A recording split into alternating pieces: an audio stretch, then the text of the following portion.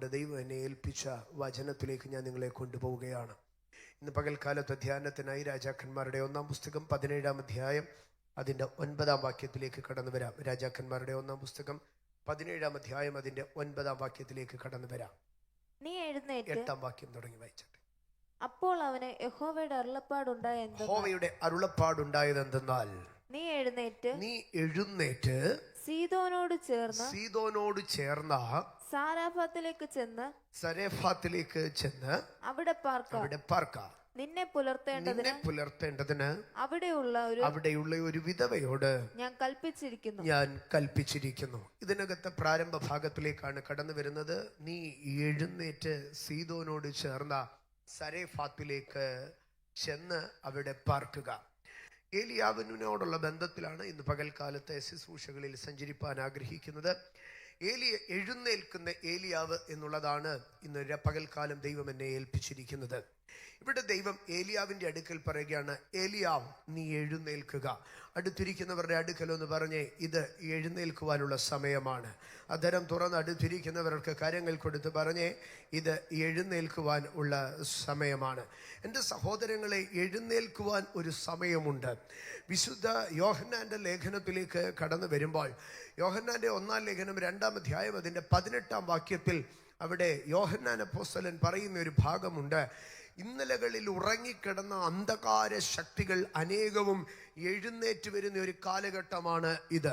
അവിടെ പറയുകയാണ്, ഇന്നലകളിൽ ഒതുങ്ങിക്കിടന്ന അന്ധകാര ശക്തികൾ, എതിർ ക്രിസ്തുവിൻ്റെ മൂർത്തിഭാവങ്ങൾ എഴുന്നേറ്റ് വരുന്ന ഒരു കാലമാണിത്. എന്താണ് അതിൻ്റെ കാരണം? അത് ഏതെങ്കിലും ഒരു സംഭവവുമായി ബന്ധപ്പെട്ടല്ല അവരെല്ലാവരും എഴുന്നേറ്റ് വന്നത്. ആരെയെങ്കിലും കണ്ടിട്ടല്ല അവർ എഴുന്നേറ്റ് വന്നത്. അവിടെ പകരം പറയുകയാണ്, ഇത് അന്ത്യനാഴിക ആകുന്നതുകൊണ്ട് എതിർ ക്രിസ്തുക്കൾ അനേകം എഴുന്നേറ്റിരിക്കുന്നു. കണ്ടോ, ഒരു സീസണെ കാണിച്ചിട്ട്, ഒരു സമയത്തെ കാണിച്ചിട്ട് പറയുകയാണ്, ഇത് എഴുന്നേൽക്കുവാൻ ഉള്ള കാലമാണ്.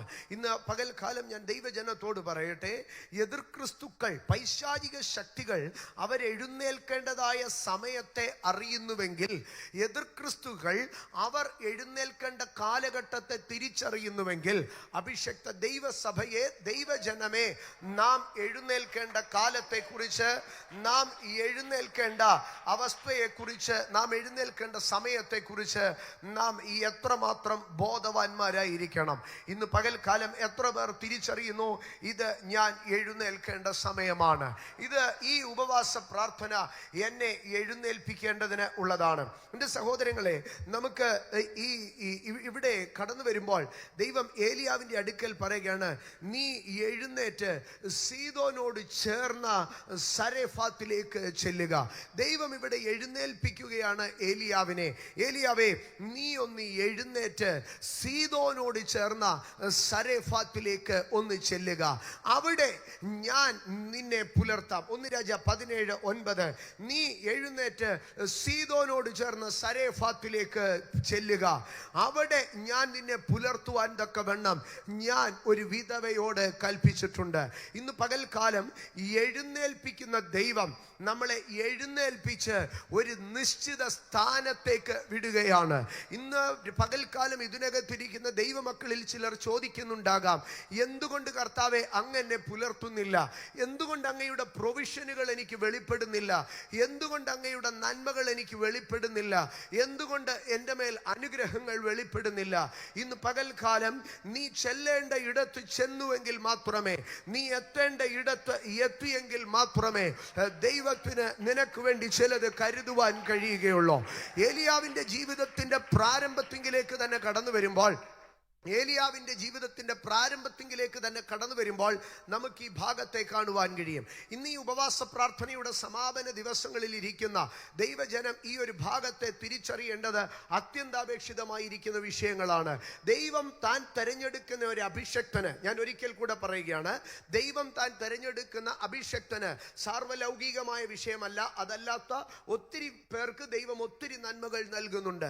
പക്ഷേ ദൈവം തെരഞ്ഞെടുത്ത ഒരു അഭിഷക്തനെ സംബന്ധിച്ച് അവന്റെ മേൽ ദൈവം നൽകുന്നതായിട്ടുള്ള അനുഗ്രഹങ്ങൾക്ക് ഒരു സ്പെസിഫിക് മാനർ, ഒരു നിർദ്ദിഷ്ടമായ ഒരു രൂപരേഖയ്ക്കകത്തുകൂടെ മാത്രമേ ദൈവം ഒരു മനുഷ്യനെ, അഭിഷക്തനെ ദൈവം അനുഗ്രഹിക്കത്തുള്ളൂ. ഞാൻ ഒരിക്കൽ കൂടെ പറയുന്നു, ദൈവം തെരഞ്ഞെടുത്ത അഭിഷക്തൻ അനുഗ്രഹിക്കപ്പെടുവാൻ ഒരു നിർദ്ദിഷ്ട മാർഗരേഖ ഉണ്ട്.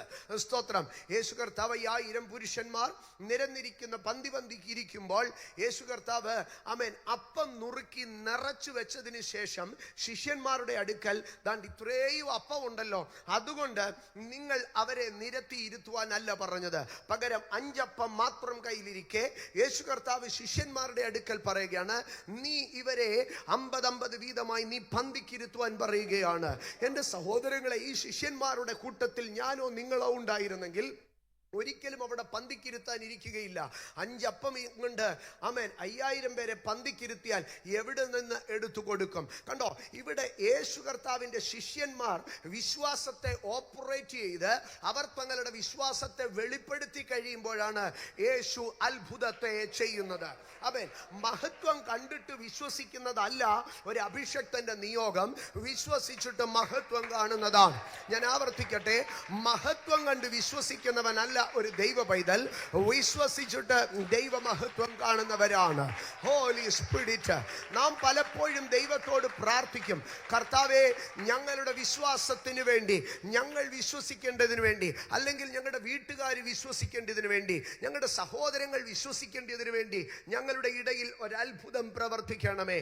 ആമേൻ. കർത്താവായ യേശു വിശ്വസിച്ച്, ആമേൻ, കർത്താവായ യേശുവിന്റെ അത്ഭുതങ്ങളെ കണ്ടിട്ട്, വീര്യപ്രവർത്തികളെ കണ്ടിട്ട് ഒത്തിരി പേർ വിശ്വസിച്ചവരുണ്ട്. പക്ഷെ കർത്താവ് ബഥാന്യയിൽ കടന്നു ചെന്ന് തന്റെ പ്രിയ കുടുംബത്തിന്റെ അടുക്കൽ പറയുകയാണ്, ഞാൻ ഒരു അത്ഭുതം ചെയ്തിട്ടല്ല നിങ്ങൾ വിശ്വസിക്കേണ്ടത്, നിങ്ങൾ വിശ്വസിച്ചിട്ടാണ് ഞാൻ അത്ഭുതം ചെയ്യേണ്ടത്. ഇന്ന് പകൽ ദൈവജനത്തോട് പറയട്ടെ, ജീവിതത്തിന്റെ മഹത്വത്തിന്റെ ഫസ്റ്റ് പാർട്ട് അത് ഞാനും നിങ്ങളും ചെയ്യേണ്ടതാണ്. ആമേൻ. അതാണ് ഞാൻ പറഞ്ഞത്. ലോകത്തിൽ ഒത്തിരി പേർക്ക് ദൈവം ആമേൻ മാർഗരേഖയില്ലാതെ നന്മ ചെയ്യുന്നുണ്ടായിരിക്കാം, വിടുതലുകൾ നൽകുന്നുണ്ടായിരിക്കാം. പക്ഷെ ദൈവത്തിന്റെ ദർശനം കിടക്കുന്ന, ദൈവത്തിന്റെ നിയോഗം കിടക്കുന്ന, ദൈവത്തിന്റെ പദ്ധതി കിടക്കുന്ന, ദൈവത്തിന്റെ അഭിഷേകം വഹിക്കുവാൻ തക്കവണ്ണം ദൈവത്തിന്റെ കൃപയുടെ പാത്രമായി ദൈവം തെരഞ്ഞെടുത്ത ഒരു അഭിഷക്തന് ദൈവം നിർദ്ദിഷ്ട മാർഗരേഖയിൽ മാത്രമേ അനുഗ്രഹങ്ങളെ നൽകത്തുള്ളൂ. ഞാനതിനായി ഏലിയാവിന്റെ ജീവിതത്തിന്റെ പ്രാരംഭ ഭാഗത്തിലേക്ക് തന്നെ നിങ്ങളെ കൊണ്ടുവരികയാണ്. ഏലിയാവിന്റെ ജീവിതത്തിന്റെ പ്രാരംഭ ഭാഗത്തിലേക്ക് തന്നെ കടന്നു വരാം. അവിടെ രാജാക്കന്മാരുടെ 1-ാം പുസ്തകം 17-ാം അധ്യായത്തിന്റെ 1-ാം വാക്യത്തിലാണ് നമുക്കിവിടെ കാണുവാൻ കഴിയുന്നത്. രാജാക്കന്മാരുടെ 1-ാം പുസ്തകം 17-ാം അധ്യായം 1-ാം വാക്യം. അവിടെ പറയുകയാണ്, എന്നാൽ ഗിലെയാദിലെ തിസ്ബിയിൽ നിന്നുള്ള തിസ്ബ്യനായ ഏലിയാവ് ആഹാബിനോട്, ഞാൻ സേവിച്ചു നിൽക്കുന്ന ഇസ്രായേലിന്റെ ദൈവമായ യഹോവയാണ് ഞാൻ പറഞ്ഞല്ലാതെ ഈ ആണ്ടുകളിൽ മഞ്ഞും മഴയും ഉണ്ടാകയില്ല എന്ന് പറഞ്ഞു. എൻ്റെ സഹോദരങ്ങളെ, ഇതിന്റെ ഏലിയാവിന്റെ പൂർവിക കാലങ്ങൾ ഒന്നും ബൈബിളിൽ പറയുന്നില്ല. എന്നാൽ ഈ ദൂതിനകത്ത് നിന്നുകൊണ്ട് നമുക്ക് ഏലിയാവിന്റെ പാസ്റ്റിലേക്ക് ഒന്ന് കടന്നു പോകാം, ഏലിയാവിന്റെ പൂർവ്വകാലത്തിലേക്ക് കടന്നു പോകാം. ഏലിയാവിന്റെ അടുക്കൽ ദൈവം തിസ്ബിയിൽ ഏലിയാവ് അവന്റെ മുറിയിൽ ഇരിക്കുമ്പോൾ ദൈവം ഏലിയാവിന്റെ അടുക്കൽ പറയുകയാണ്, ഏലിയാവ്, നീ ഇസ്രായേൽ രാജാവായ ആഹാബിന്റെ കൊട്ടാരത്തിൽ ചെന്നിട്ട് പറയണം, ഇനിയും ആകാശത്ത് നിന്ന് മഞ്ഞും മഴയും ഉണ്ടാകത്തില്ല, ഭൂമിയിൽ വരൾച്ച ഉണ്ടാകാൻ പോകുന്നു. എത്ര സമയമാണെന്ന് പറഞ്ഞിട്ടില്ല, ഒരു ഇൻഡിഫിനൈറ്റ് സീസണിലേക്ക്, ആമേൻ, ഒരു അനിശ്ചിത കാലത്തിലേക്ക് മഞ്ഞും മഴയും ഉണ്ടാകത്തില്ല. എൻ്റെ സഹോദരങ്ങളെ, ഈ ദൂത് എനിക്കോ നിങ്ങൾക്കോ വരികയാണെങ്കിൽ ഞാനും നിങ്ങളും ആദ്യം ദൈവത്തോട് ചോദിക്കും, കർത്താവേ, അങ്ങനെ മഞ്ഞും മഴയും ഉണ്ടാകാത്ത ഒരു കാലം വന്നാൽ ഞാൻ എങ്ങനെ ജീവിക്കും? ഞാൻ എങ്ങനെ ജീവിക്കും? ആഹാബ് രാജാവിന്റെ അടുക്കൽ ചെന്ന് ദൂത് പറയുമ്പോൾ അടുത്ത മഴ വരുന്നിടം വരെ ജീവിക്കാനുള്ള റിസർവുകൾ, അതിനു വേണ്ടിയ ധാന്യവും ഗോതമ്പും, അതിനു വേണ്ടിയതായിട്ടുള്ള സംഗതികൾ, അതിനു വേണ്ടിയതായിട്ടുള്ള പണം, അതൊക്കെ ആഹാബിന്റെ കൊട്ടാരത്തിൽ സ്റ്റോക്ക് കാണും. പക്ഷെ പ്രശ്നം ആരംഭത്തിൽ നേരിടുന്നത് ആരാണ്? ഏലിയാവാണ്. ഏലിയാവിന്റെ മനസ്സിൽ ഈ ദൂത് വരുമ്പോൾ ആദ്യം ഒരു ശുശ്രൂഷ കിട്ടിയതിന്റെ സന്തോഷമല്ല, ഒരു ദൂത് കിട്ടിയതിന്റെ സന്തോഷമല്ല, രാജാവിന്റെ കൊട്ടാരത്തിൽ പോകാൻ കഴിയുമെന്നുള്ള ധൈര്യമല്ല. ഏലിയാവിനെ അലട്ടുന്ന ഒന്നാമത്തെ വിഷയം എന്തായിരിക്കും? ഒരു സാധാരണ മനുഷ്യൻ എന്നുള്ള നിലയിൽ ഏലിയാവിനെ അലട്ടുന്ന ഒന്നാമത്തെ വിഷയം, മുമ്പോട്ടുള്ള നാളുകളിൽ ദേശത്തിൽ മഞ്ഞും മഴയും ഉണ്ടാകത്തില്ല. ഒരു കഠിനമായ ക്ഷാമത്തിലേക്ക്, ഒരു കഠിനമായ ദാരിദ്ര്യത്തിലേക്ക് രാജ്യം ഷിഫ്റ്റ് ചെയ്യപ്പെടാൻ പോകുന്നു. ഏലിയാവിന്റെ സ്ഥാനത്ത് ഞാനോ നിങ്ങളോ ആയിരുന്നെങ്കിൽ ആരംഭത്തിങ്കൽ ദൈവത്തിന്റെ സന്നിധിയിൽ ഇരുന്ന് ദൈവത്തോട് ചോദിച്ചേനെ, കർത്താവേ, ഞാൻ പോയി ദൂത് പറയാം, പക്ഷെ ഞാൻ എങ്ങനെ ജീവിക്കുമെന്ന് എന്റെ കർത്താവ് എന്നോടൊന്ന് പറയണം. ഞാൻ എങ്ങനെ ജീവിക്കുമെന്ന്. കർത്താവേ, എന്റെ മുമ്പിൽ ഇത്രയും ആവശ്യകത കിടക്കുമ്പോൾ ഈ മഞ്ഞും മഴയും നിന്നുപോയാൽ ഞാൻ എന്ത് ചെയ്യും? കർത്താവേ, ഒരല്പം എൻ്റെ പോക്കറ്റിൽ ഒരു ഇച്ചിരി കയറുന്നിടം വരെ, എൻ്റെ പാണ്ഡികശാലയൊന്ന് നിറയുന്നിടം വരെ കർത്താവേ, ഒരു കുറച്ച് സമയം എന്താ, ഒരു 10 കിലോ അരിയെങ്കിലും ഞാൻ മേടിച്ചു വെക്കട്ടെ, എന്നിട്ടും മഞ്ഞും മഴയും നിന്നാ പോരെ? ഏലിയാവ് ചോദിച്ചില്ല. ഏലിയാവ് ദൈവത്തിന്റെ നിയോഗത്തെ ഏറ്റെടുത്ത് ആഹാബിന്റെ കൊട്ടാരത്തിൽ ചെന്നിട്ട് പറഞ്ഞു, ഞാൻ പറഞ്ഞിട്ടല്ലാതെ മഞ്ഞും മഴയും ഉണ്ടാകത്തില്ല.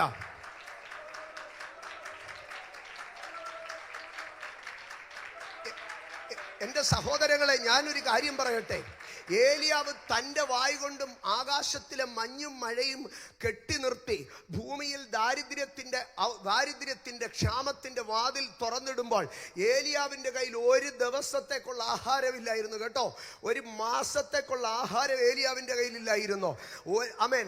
നാളെ എങ്ങനെ ജീവിക്കുമെന്നുള്ള ഒരു ഓപ്ഷനും പ്രൊവിഷനും ഇല്ലാത്ത ഏലിയാവാണ് കടന്നു ചെന്ന് പറയുന്നത്, ആമേൻ, നാളെ മുതൽ മഞ്ഞും മഴയും ആമേൻ ഉണ്ടാകത്തില്ല. അതുകൊണ്ടാണ് ഉടൻ തന്നെ പിറ്റേ സരപ്തയിലേക്ക് പോകുന്നിടം വരെ ഏലിയാവ് തൻ്റെ കയ്യിലുള്ളത് കൊണ്ട് ജീവിച്ചു എന്നല്ല പറഞ്ഞത്. ഞാനോ നിങ്ങളോ ആയിരുന്നു അവിടെയെങ്കിൽ ഒരു കാക്കയുടെയോ ഒരു കെരീത്ത് തോടിൻ്റെയോ ആവശ്യകത ഒരുപക്ഷെ എന്ത് ചെയ്യത്തില്ല, ഉണ്ടാകത്തില്ലായിരുന്നോ? കണ്ടോ, തനിക്ക് വേണ്ടി കരുതുന്ന ഒരു ദൈവത്തെ അല്ല ഏലിയാവ് ആദ്യം കണ്ടത്. പകരം താൻ ദൈവത്തിനു വേണ്ടി സേവിക്കുവാൻ, താൻ ദൈവത്തിനു വേണ്ടി ശുശ്രൂഷ ചെയ്യുവാൻ, താൻ ദൈവത്തിന്റെ നിയോഗത്തെ ഏറ്റെടുക്കുവാൻ താൻ ആരംഭത്തിങ്കിൽ ഇറങ്ങുകയായിരുന്നു. ഇതാണ് ഏലിയാവിന്റെ പ്രത്യേകത. ഇന്ന് പകൽക്കാലം ദൈവജനത്തിന്റെ അടുക്കൽ ഞാൻ പറയട്ടെ, ഈ ഉപവാസ പ്രാർത്ഥനയുടെ അവസാനം നിങ്ങൾക്കൊരു വിടുതലോ അനുഗ്രഹമോ ദൈവം തരുവാൻ ഉദ്ദേശിക്കുന്നുണ്ടെങ്കിൽ ആദ്യം അത് നിങ്ങളുടെ അടുക്കൽ വെളിപ്പെടുന്നത് ദൈവത്തിന്റെ നിയോഗങ്ങളെ ഏറ്റെടുക്കാനുള്ള, ദൈവത്തിന്റെ ശുശ്രൂഷയെ ഏറ്റെടുക്കാനുള്ള, ദൈവത്തിന്റെ പദ്ധതിക്ക് കൈകൊടുക്കാനുള്ള, ദൈവത്തിന്റെ പെട്ടകം ചുമക്കാനുള്ള, ദൈവത്തിന്റെ അഭിഷേകം വഹിക്കാനുള്ള, ദൈവത്തിന്റെ ദൂത് വിളിച്ചു പറയാനുള്ള ഒരു നിയോഗം ഏറ്റെടുക്കാനായിരിക്കും. ആർപ്രോ മഹാസി റാൽത്തെ ജഗംബ്രൗഡ മർത്തനാദിയ. കണ്ടോ, 1-ാം വാക്യത്തിന്റെ അവസാനത്തിൽ പറയുകയാണ്, ഞാൻ സേവിച്ചു നിൽക്കുന്ന യഹോവയാണ്, ഇനിയും ഈ ദേശത്ത് മഞ്ഞും മഴയും ഉണ്ടാകത്തില്ല. താൻ ക്ഷാമത്തെക്കുറിച്ച് പ്രവചിച്ച് കഴിഞ്ഞ ഉടനെ 2-ാം വാക്യത്തിൽ പറയുകയാണ്, പിന്നെ യഹോവയുടെ അരുളപ്പാടുണ്ടായതെന്തെന്നാൽ, 3-ാം വാക്യം, നീ ഇവിടെ നിന്ന് പുറപ്പെട്ട് യോർദാന് കിഴക്കുള്ള കെരീത്ത് തോട്ടിനരികെ ഒളിച്ചിരിക്ക, ആ തോട്ടിൽ നിന്ന് കുടിച്ചു കൊള്ളണം, അവിടെ നിനക്ക് ഭക്ഷണം തരേണ്ടതിന് ഞാൻ കാക്കയോട് കൽപ്പിച്ചിരിക്കുന്നു. ഇന്ന് പകൽ ഞാൻ ദൈവജനത്തിന്റെ അടുക്കൽ ചോദിക്കുകയാണ്, അടുത്ത വർഷങ്ങളിൽ നിന്നെ എങ്ങനെ പോറ്റുമെന്നുള്ള ഒരു സാമ്പത്തിക അഷുറൻസ് ആണോ ആദ്യം കിട്ടിയത്? വിളിയും നിയോഗവുമാണോ ആദ്യം കിട്ടിയത്? ഇന്ന് പകൽ ഞാൻ പറയട്ടെ, നിന്നെ പുലർത്താമെന്നുള്ള ഉറപ്പ് കിട്ടിയിട്ട് ശുശ്രൂഷയ്ക്ക് ഇറങ്ങാം, നിന്നെ നടത്താമെന്നുള്ള ഉറപ്പ് കിട്ടിയിട്ട് നിയോഗം സ്വീകരിക്കാം. അങ്ങനെയെങ്കിൽ ദൈവം ഒരിക്കലും നിന്റെ കയ്യിൽ നിയോഗം ഏൽപ്പിക്കത്തില്ല. നടത്തുവാൻ ശക്തനായ ദൈവത്തിൽ വിശ്വസിച്ച് അവൻ എങ്ങനെ എന്നെ നടത്തുമെന്ന് എനിക്കറിയേണ്ട കാര്യമില്ല. എന്ത് തിന്നും എന്ത് കുടിക്കുമെന്ന് ഞാൻ ആലോചിക്കേണ്ട കാര്യമില്ല. എന്നെ വിളിച്ചവൻ, എന്നെ പുലർത്തുവാൻ അവൻ ശക്തനെന്ന് വിശ്വസിച്ചുകൊണ്ട് അവൻ ആദ്യം നിയോഗം ഏറ്റെടുക്കുക. കരുതലുകൾ ദൈവത്തിന്റെ ഉത്തരവാദിത്തം. നിയോഗം ഏറ്റെടുക്കുന്നത് എന്റെ ഉത്തരവാദിത്തമെങ്കിൽ കരുതേണ്ടത് ദൈവത്തിന്റെ ഉത്തരവാദിത്തം. ഇന്ന് നമ്മൾ പലരും നമ്മുടെ ഉത്തരവാദിത്വങ്ങളിലല്ല കോൺസെൻട്രേറ്റഡ്, ദൈവത്തിന്റെ ഉത്തരവാദിത്വങ്ങളിലാണ് കോൺസെൻട്രേറ്റഡ്. ഞാൻ പറയട്ടെ, നിയോഗം ഏറ്റെടുക്കേണ്ടത് എൻ്റെ ഉത്തരവാദിത്വം, എന്നെ പുലർത്തേണ്ടത് യജമാനന്റെ ഉത്തരവാദിത്വം. ഇന്ന് പകൽക്കാലം തിരിച്ചറിയണം. ഏലിയാവ് കടന്നു ചെന്ന് ആഹാബിന്റെ അടുക്കൽ ദൂത് പറഞ്ഞോ, അല്ലെങ്കിൽ തന്റെ മേൽ വെച്ചിരിക്കുന്ന നിയോഗത്തെ നിവർത്തീകരിക്കുമ്പോൾ, തന്റെ മേൽ വെച്ചിരിക്കുന്ന ശുശ്രൂഷയെ നിവർത്തിക്കുമ്പോൾ തന്നെ കരുതുന്ന ദൈവത്തെ താൻ കാണുകയാണ്.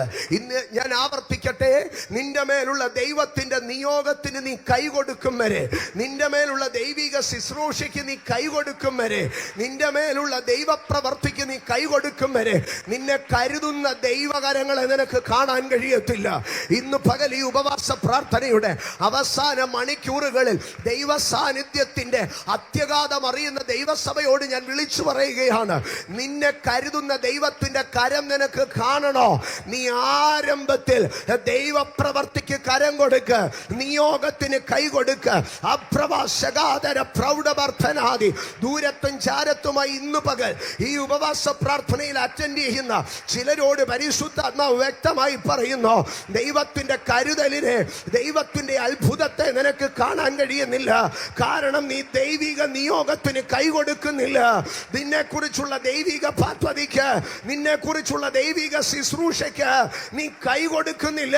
അതുകൊണ്ടാണ് ദൈവത്തിന്റെ കരുതൽ നിനക്ക് വെളിപ്പെടാത്തത്. അതാണ് ഞാൻ പറഞ്ഞത്, ദൈവം തെരഞ്ഞെടുത്ത ഒരു അഭിഷക്തന്റെ മേൽ ദൈവം അനുഗ്രഹം നൽകണമെങ്കിൽ ദൈവത്തിന് നിർദ്ദിഷ്ട മാർഗരേഖയുണ്ട്.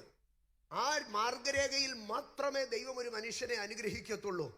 ആദ്യം കാക്കയോട് പറഞ്ഞിട്ട് പിന്നെ അല്ല ഏലിയാവിനോട് പറയുന്നത്. ഏലിയാവ് ആഹാബിനോട് ദൂത് പറഞ്ഞു കഴിഞ്ഞിട്ടേ ദൈവം കാക്കയോട് കൽപ്പിക്കത്തുള്ളൂ.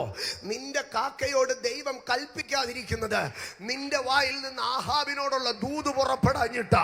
നിന്റെ ശരീരം കൊണ്ട് നീ ദൈവത്തിനുള്ള പ്രവർത്തി ചെയ്താൽ, നിന്റെ ശരീരത്തെ നീ ദൈവത്തിന് വലങ്കരങ്ങളിൽ ഒരു ആയുധമായി, നിന്റെ അധരങ്ങളിൽ നിന്ന് ദൈവനിയോഗത്തിന്റെ ശുശ്രൂഷയുടെ പടവാളുകൾ പുറപ്പെട്ടു കഴിയുമ്പോൾ നിന്നെ കുറിച്ചുള്ള ദൈവത്തിന്റെ കരുതലുകൾ, this is your call for your appointment, നിന്റെ നിയോഗത്തിന് വേണ്ടിയുള്ള വിളിയ ഇന്ന് പകൽ ഈ ഉപവാസ പ്രാർത്ഥനയിൽ സ്വർഗം നൽകുന്നത്.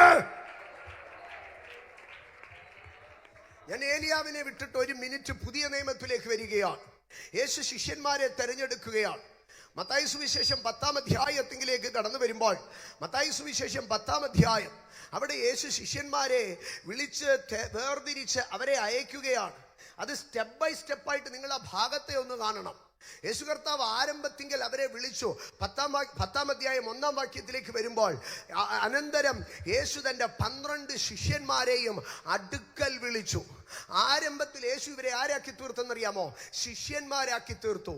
ശിഷ്യൻ എന്ന വാക്കിന്റെ അർത്ഥം ഡിസൈപ്പിൾ എന്നാണ്. ഡിസൈപ്പിൾ എന്നുള്ള വാക്കിന്റെ ആഴത്തിലേക്ക് വന്നു കഴിയുമ്പോൾ ഡിസിപ്ലിൻഡ് വ്യക്തിയാണ് ഡിസൈപ്പിൾ ആകുന്നത്. ആകയാൽ ആദ്യം യേശു 12 മനുഷ്യരെ തെരഞ്ഞെടുത്തു. സ്തോത്രം. മത്സ്യബന്ധനത്തിലുള്ളവർ, ചുങ്കക്കാര്, ആമേൻ, വീട്ടിൽ മാതാപിതാക്കളോട് ചേർന്ന് ജീവിച്ചവർ, ഇങ്ങനെ പല വിധത്തിലുള്ള 12 പേരെ തെരഞ്ഞെടുത്ത് കർത്താവ് തൻ്റെ കൂടെ കൊണ്ടുവന്ന് അവരുടെ വ്യത്യസ്ത ജീവിത സാഹചര്യങ്ങളിൽ നിന്ന് മാറ്റി കർത്താവിന്റെ ശിഷ്യത്വത്തിലേക്ക്, to his discipleship, to his disciplined life, യേശുവിന്റെ ശിഷ്യത്വത്തിലേക്ക് കൊണ്ടുവന്നു. ക്രിസ്തീയ ജീവിതത്തിനകത്ത് ഡിസിപ്ലിൻ അവരെ പഠിപ്പിച്ചു. അതിനനന്തരം കർത്താവ് എന്ത് ചെയ്തു? അവരെ തന്റെ അടുക്കലേക്ക് വിളിച്ചു. ഡിസിപ്ലിൻ ചെയ്തതിനു ശേഷം കർത്താവ് തന്റെ അടുക്കലേക്ക് വിളിച്ചു. ഈ ഉപവാസ പ്രാർത്ഥനകളിൽ ഞാൻ ഉറപ്പായി വിശ്വസിക്കുന്നു, കരുതുന്നു, ലോഗോസ് ചർച്ച് ഏറ്റവും കോൺസെൻട്രേറ്റ് ചെയ്യുന്നത് ദൈവ സാന്നിധ്യത്തിന് വേണ്ടിയാണ്. ദൈവത്തെ ഒന്നും കൂടെ അടുത്തറിയുവാൻ, ദൈവത്തോട് ഒന്നും കൂടെ ഒന്ന് പറ്റിച്ചേരുവാൻ, ദൈവത്തെ ഒന്ന് മുറുകെ പിടിക്കുവാൻ, ദൈവത്തെ ഒന്ന് ആഴമായി അറിയുവാൻ. ഈ 2024 കഴിഞ്ഞ വർഷത്തിന്റെ അവസാന മണിക്കൂറുകളിൽ ദൈവം എന്നോടൊരു വാക്ക് സംസാരിച്ചു. 91-ാം സങ്കീർത്തനം 14-ാം വാക്യം, അവിടെ അതിലിങ്ങനെയാണ് എഴുതിയിരിക്കുന്നത്: അവൻ എന്നോട് പറ്റിയിരിക്കാൻ ഞാൻ അവനെ വിടുവിക്കും, അവൻ എൻ്റെ നാമത്തെ അറികയാൽ ഞാൻ അവനെ ഉയർത്തും. എന്നാൽ മൂലഭാഷയിലേക്ക് നാം കടന്നു വരുമ്പോൾ, 91:14 മൂലഭാഷയിലേക്ക് കടന്നു വരുമ്പോൾ അവിടെ നമുക്ക് കാണുവാൻ കഴിയുന്നത് അവൻ എൻ്റെ നാമത്തെ അറിയുകയാൽ എന്ന് പറഞ്ഞാൽ അതിൻ്റെ അർത്ഥം അവൻ എൻ്റെ വ്യക്തിത്വത്തെ കണ്ടറിയുകയാൽ. എന്നിട്ട് അതിന് എക്സ്പ്ലനേഷൻ കൊടുത്തിരിക്കുന്നത് ഇങ്ങനെയാണ്: one who have the close encounter with God to know his personality. ദൈവത്തിൻ്റെ വ്യക്തിത്വത്തെ അറിയുവാൻ തക്കവണ്ണം ദൈവത്തെ അടുത്തറിയുന്ന മനുഷ്യനുണ്ടല്ലോ, അവനെയാണ് ദൈവം ശത്രുവിന് തൊടുവാൻ കഴിയാത്ത ഒരു തലത്തിലേക്ക് ഉയർത്തി വെക്കുന്നത്. ഞാൻ പറഞ്ഞു വന്നതിന്റെ വിഷയം, യേശു കർത്താവ് തന്റെ ശിഷ്യന്മാരെ 12 മനുഷ്യരെ, സാധാരണ മനുഷ്യരെ ശിഷ്യന്മാരാക്കിയതിനു ശേഷം അവരെ എന്ത് ചെയ്തു? തന്റെ അടുക്കലേക്ക് വിളിച്ചു. ദൈവവുമായിട്ടുള്ള ഒരു ആഴമേറിയ ബന്ധത്തിലേക്ക്, ദൈവവുമായിട്ടുള്ള ഒരു സ്വപ്ന തുല്യമായ അടുപ്പത്വത്തിലേക്ക് അവരെ കൊണ്ടുവന്നു. ഈ അടുപ്പത്തിലേക്ക് കൊണ്ടുവന്നിട്ട് കർത്താവ് അവരുടെ അടുക്കൽ, മക്കളെ, നിന്നെ പുലർത്താൻ വേണ്ടിയ വഴികൾ ഇതാണെന്ന് ദൈവം അവരോട് പറഞ്ഞില്ല. മത്തായി സുവിശേഷം 10-ാം അധ്യായം 1-ാം വാക്യത്തിൽ ശുശ്രൂഷയുടെ 1-ാമത്തെ ഭാഗം കർത്താവ് അവർക്ക് കൈമാറുകയാണ്. കർത്താവ് അവർക്ക് കൈമാറുന്നത് അധികാരത്തെ കൈമാറുകയാണ്. ദൈവം ഒരു മനുഷ്യന്റെ മേൽ, ഒരു അഭിഷക്തനെ ദൈവം അനുഗ്രഹിക്കുമ്പോൾ ആദ്യം ദൈവം അവന് കൈമാറുന്നത് അഭിഷേകമായിരിക്കാം. ദൈവം അവന് കൈമാറുന്നത് അധികാരമായിരിക്കാം. ആമേൻ. അവന് നന്മയല്ല ആദ്യം കൈമാറുന്നത്, അവൻ അനുഗ്രഹമല്ല ആദ്യം കൈമാറുന്നത്, അവൻ അധികാരമാണ് കൈമാറുന്നത്, അവൻ അഭിഷേകമാണ് കൈമാറുന്നത്. ഇന്ന് പകൽ എന്നെ കേൾക്കുന്ന എൻ്റെ ദൈവജനത്തിന്റെ അടുക്കൽ ഞാൻ പറയട്ടെ, ആദ്യം നിനക്ക് വീടല്ല, കാറല്ല, മക്കളെ അല്ല ദൈവം തരുന്നത്. ആദ്യം ദൈവം നിനക്ക് അധികാരത്തെ നൽകുകയാണ്. എൻ്റെ സഹോദരങ്ങളെ, അധികാരത്തെ നൽകുന്നതിനെ കുറിച്ചാണ് 1 തുടങ്ങി 4 വരെയുള്ള വാക്യങ്ങളിൽ അവരാരാണെന്നും അവർക്ക് എന്തൊക്കെ അധികാരം നൽകുന്നുവെന്നുമാണ് നമുക്ക് കാണുവാൻ കഴിയുന്നത്. 1-ാം വാക്യത്തിൽ ദൈവം അധികാരം നൽകുന്നു. 2 തുടങ്ങി 4 വരെയുള്ള വാക്യങ്ങളിൽ അത് ആരൊക്കെയാണ് ആ അധികാരം പ്രാപിച്ചവരെന്ന് പറയുകയാണ്. എന്നിട്ട് അതിന്റെ 5-ാം വാക്യത്തിലേക്ക് വരുമ്പോൾ കർത്താവ് അവരുടെ അടുക്കൽ 5, 6, 7, 8 വാക്യങ്ങളിലേക്ക് കടന്നു വരുമ്പോൾ കർത്താവ് 4 കാര്യങ്ങൾ അവിടെ പറയുകയാണ്. 5-ാം വാക്യത്തിൽ പറയുന്നത്, നിങ്ങൾ എവിടെയൊക്കെ പോകരുത്, നിങ്ങൾ എന്തൊക്കെ ചെയ്യരുത് എന്ന്, അല്ലെങ്കിൽ ശുശ്രൂഷയുടെ മണ്ഡലത്തിൽ നിങ്ങൾ എവിടെയൊക്കെ പോകരുത്. അധികാരം കൊടുത്തതിന് ശേഷം ആദ്യം പറയുകയാണ് നിങ്ങൾ എങ്ങോട്ടൊക്കെ പോകരുത്. 2-ാമത് പറയുകയാണ് നിങ്ങൾക്ക് എങ്ങോട്ടൊക്കെ പോകാം. 3-ാമതായി പറയുകയാണ് നിങ്ങൾ എന്താണ് സംസാരിക്കേണ്ടത്. 4-ാമതായി പറയുകയാണ് നിങ്ങൾ എന്താണ് ചെയ്യേണ്ടത്. കണ്ടോ, നിങ്ങൾ ശ്രദ്ധിച്ചേ. അതിന്റെ 5-ാം വാക്യത്തിൽ പറയുന്നത് ഇങ്ങനെയാകുന്നു: നിങ്ങൾ പോകരുത്, നിങ്ങൾ കടക്കരുത്. കണ്ടോ, 2 കാര്യങ്ങൾ ദൈവം അധികാരം കൊടുത്ത് ആദ്യം കൽപ്പിക്കുന്നത് നിങ്ങൾ പോകരുത്, കടക്കരുത്. ഒരു ദൈവം മനുഷ്യനെ ദൈവം അനുഗ്രഹിക്കുമ്പോൾ ആദ്യം നൽകുന്നത് റിസ്ട്രിക്ഷൻസ് ആണ്. ആദ്യം നൽകുന്നത് നീ ചെയ്യരുത്, പോകരുത്, കടക്കരുത്. ഇന്ന് പകൽക്കാലം ദൈവം ഒരു മനുഷ്യനെ അനുഗ്രഹിച്ച് കയറ്റിക്കൊണ്ടുവരുമ്പോൾ ആരംഭത്തിങ്കൽ ദൈവം പറയുന്നത് നീ പോകരുത്, കടക്കരുത്. 2-ാമതായി പറയുകയാണ് നീ എവിടെയൊക്കെ പോകണം, നീ എവിടെയൊക്കെയാണ് പോകേണ്ടത്. ഇന്ന് പകൽ എന്നെ കേൾക്കുന്ന ദൈവ പൈതലേ, ഏതെങ്കിലുമൊക്കെ വഴികളിൽ ദൈവം നിന്നെ പോകരുത്, കടക്കരുത് എന്ന് പറഞ്ഞ് വഴി അടച്ചിട്ടുണ്ടെങ്കിൽ വേറെ ഒരു വഴി ദൈവം അവൻ നിനക്കായി കരുതിയിട്ടുണ്ട്. ഏതൊക്കെയെങ്കിലും മനുഷ്യരുടെ അടുക്കൽ നീ പോകരുതെന്ന് പറഞ്ഞ് ദൈവം നിനക്ക് വഴി അടച്ചിട്ടുണ്ടെങ്കിൽ വേറെ ഒരു വഴി ദൈവം നിനക്ക് തുറന്നിട്ടുണ്ട്. ഏതെങ്കിലുമൊക്കെ രാജ്യങ്ങളുടെ വാതിൽ ദൈവം നിന്റെ മുൻപിൽ അടച്ചിട്ടുണ്ടെങ്കിൽ നിന്റെ നിയോഗം മറഞ്ഞിരിക്കുന്ന വേറെ ഒരു സ്ഥലം ദൈവം നിനക്ക് കരുതിയിട്ടുണ്ട്. ഏതൊക്കെയോ ബന്ധങ്ങളുടെ വാതിലുകൾ ദൈവം നിനക്ക് അടച്ചിട്ടുണ്ടെങ്കിൽ വേറെ ഒന്ന് ദൈവം നിനക്ക് കരുതിയിട്ടുണ്ട്. ഇന്ന് പകൽക്കാലം വിശ്വസിച്ചാട്ടെ, മൂസിയയ്ക്ക് കടന്ന് ബിദുന്യയ്ക്ക് പോകുവാൻ ശ്രമിച്ചപ്പോൾ വഴി തടഞ്ഞ ദൈവം മാസിഡോണിയയിലേക്ക് ഒരു വഴി അപ്പുറത്ത് തുറന്നിട്ടുണ്ടെന്ന് ഇന്ന് പകൽ ദൈവജനം തിരിച്ചറിയണം. ആമേൻ. ക്രിസ്തീയ ജീവിതത്തിന്റെ ശുശ്രൂഷ പദത്തിന്റെ 1-ാമത്തെ ദൈവപ്രവൃത്തി, അവൻ ചില വാതിലുകളെ അടയ്ക്കും. ശമര്യയിലേക്കുള്ള വാതിലിനെ ദൈവം അടച്ചോ, അന്യ പട്ടണങ്ങളിലേക്കുള്ള വാതിലിനെ ദൈവം അടച്ചോ. ഇന്ന് പകൽക്കാലം ദൈവം അടച്ച വാതിലുകളെ നോക്കി പറഞ്ഞാട്ട് ഇതെന്റെ ശുശ്രൂഷയുടെ 1-ാമത്തെ സ്റ്റെപ്പാണ്. ദൈവം ചില വാതിലുകളെ അടയ്ക്കുമ്പോൾ അവിടെ പറയുകയാണ് ജാതികളുടെ വാതിലുകളെ അടച്ചോ, ശമര്യരുടെ പട്ടണവാതിലിനെ അടച്ചോ. ഇന്ന് പകൽക്കാലം ഈ ഉപവാസ പ്രാർത്ഥനയുടെ അവസാന പകലുകളിലേക്ക് അടുത്തു വരുമ്പോൾ അതരം തുറന്ന് പറഞ്ഞാട്ട് എന്റെ മുമ്പിലെ അടഞ്ഞ വാതിലുകൾ എന്റെ ശുശ്രൂഷയുടെ ഫസ്റ്റ് സ്റ്റെപ്പാണ്, എന്റെ നിയോഗത്തിന്റെ 1-ാമത്തെ സ്റ്റെപ്പാണ്. ശമര്യയുടെ പട്ടണവാതിൽ കർത്താവ് ശിഷ്യന്മാരുടെ മുമ്പിൽ അടയ്ക്കുകയാണ്. അധികാരം ലഭിച്ചവനെ ശുശ്രൂഷ ലഭിച്ചവനെ, നിയോഗം ലഭിച്ചവനെ, നിന്റെ മുമ്പാകെ കർത്താവ് വാതിലടയ്ക്കുമ്പോൾ അത് നിയോഗത്തിന്റെ ആദ്യത്തെ പടിയാണെന്ന് തിരിച്ചറിയുന്നവർ സ്തോത്രം പറഞ്ഞാട്ട്.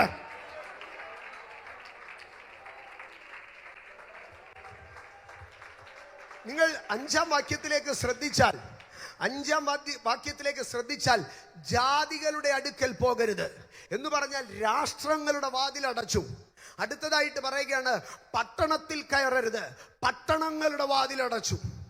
രാജ്യത്തിന്റെ വാതിൽ വിശാലമാണ്, പട്ടണത്തിന്റെ വാതിൽ അത്രയില്ലെങ്കിലും കുറെയൊക്കെ വിശാലമാണ്. എന്നാൽ 6-ാം വാക്യത്തിലേക്ക് വരുമ്പോൾ പറയുകയാണ്, നീ ഗ്രഹത്തിനകത്തേക്ക് കയറ്. കണ്ടോ, രാജ്യത്തിന്റെ വാതിലടച്ച്, പട്ടണത്തിന്റെ വാതിലടച്ച് ഒരു വീടിന്റെ വാതിലിനെ ദൈവം തുറക്കുകയാണ്.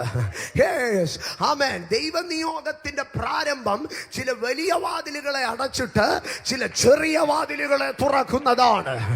രാഷ്ട്രത്തിന്റെ വാതിലുകളെ അടച്ച്, പട്ടണത്തിന്റെ വാതിലുകളെ അടച്ച് ഒരു വീടിന്റെ വാതിലിനെ ദൈവം തുറക്കുകയാണ്.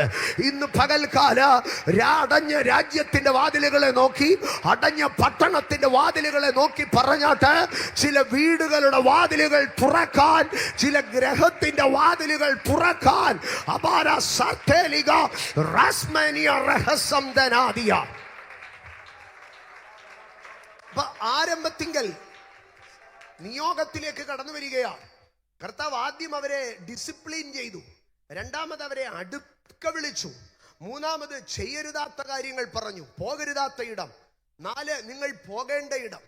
അടുത്തതായിട്ട് പറയുകയാണ്, നിങ്ങൾ പറയേണ്ടത് എന്തായിരിക്കണം.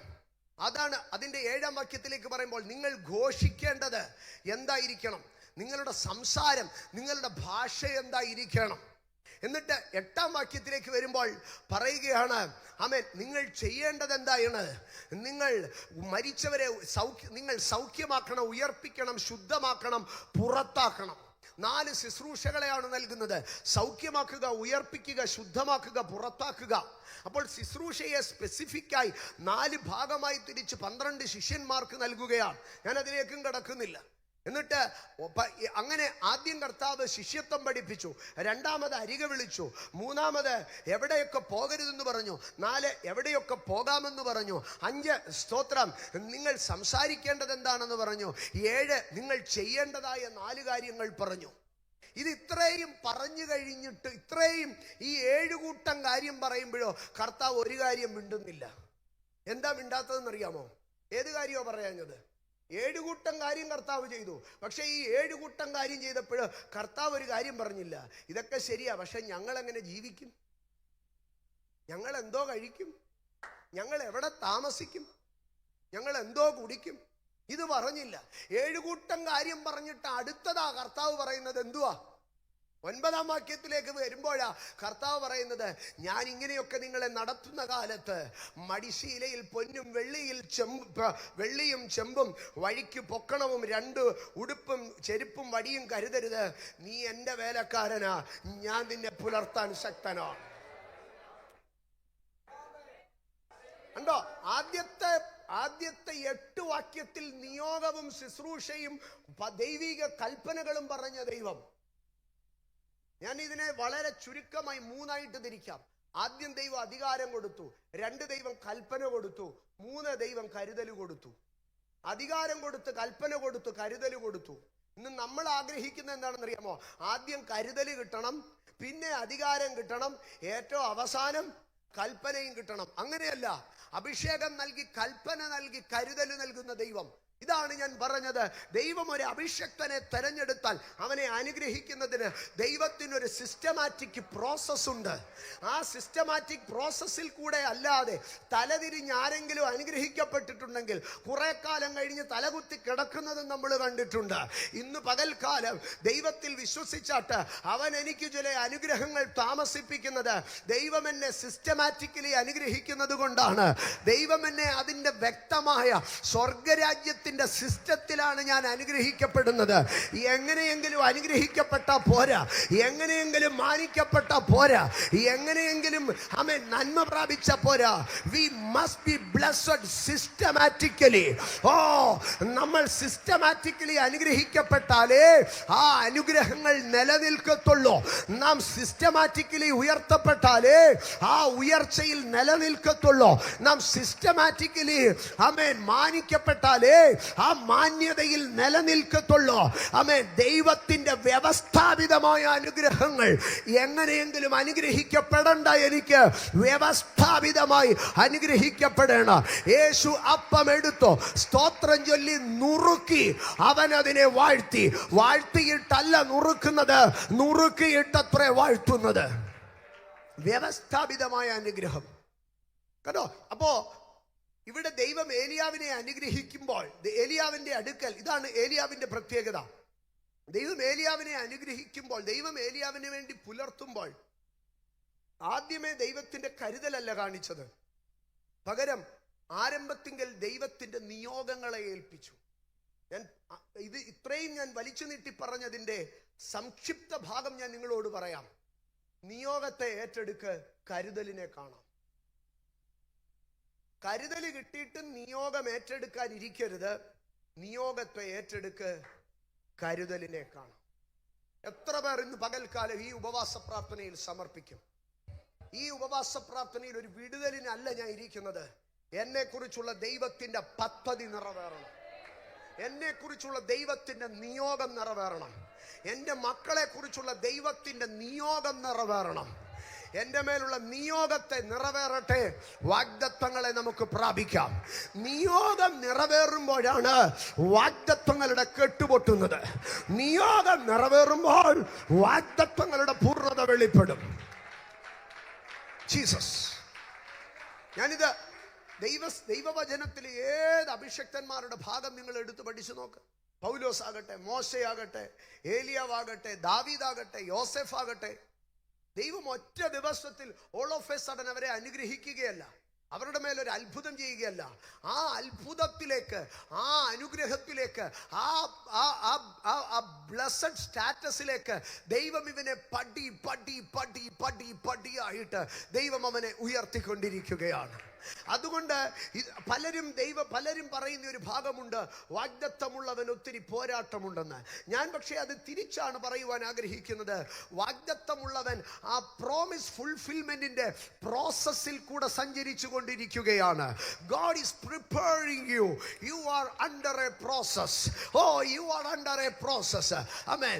എന്നെ കേൾക്കുന്ന എൻ്റെ ദൈവമക്കളെ, ഒരു പ്ലോട്ടിൽ ഒരു വലിയ കെട്ടിടം പണിയുവാൻ ആഗ്രഹിച്ചാൽ ആരംഭത്തിൽ ആ പ്ലോട്ടിനെ കെട്ടി മറച്ചിട്ട് ആ പ്ലോട്ടിനകത്ത് ആഴത്തിൽ കുഴി കുഴിച്ച് ആ പ്ലോട്ടിനെ കണ്ടന്തുണ്ടമാക്കി അതിനെ അലങ്കോലമാക്കും.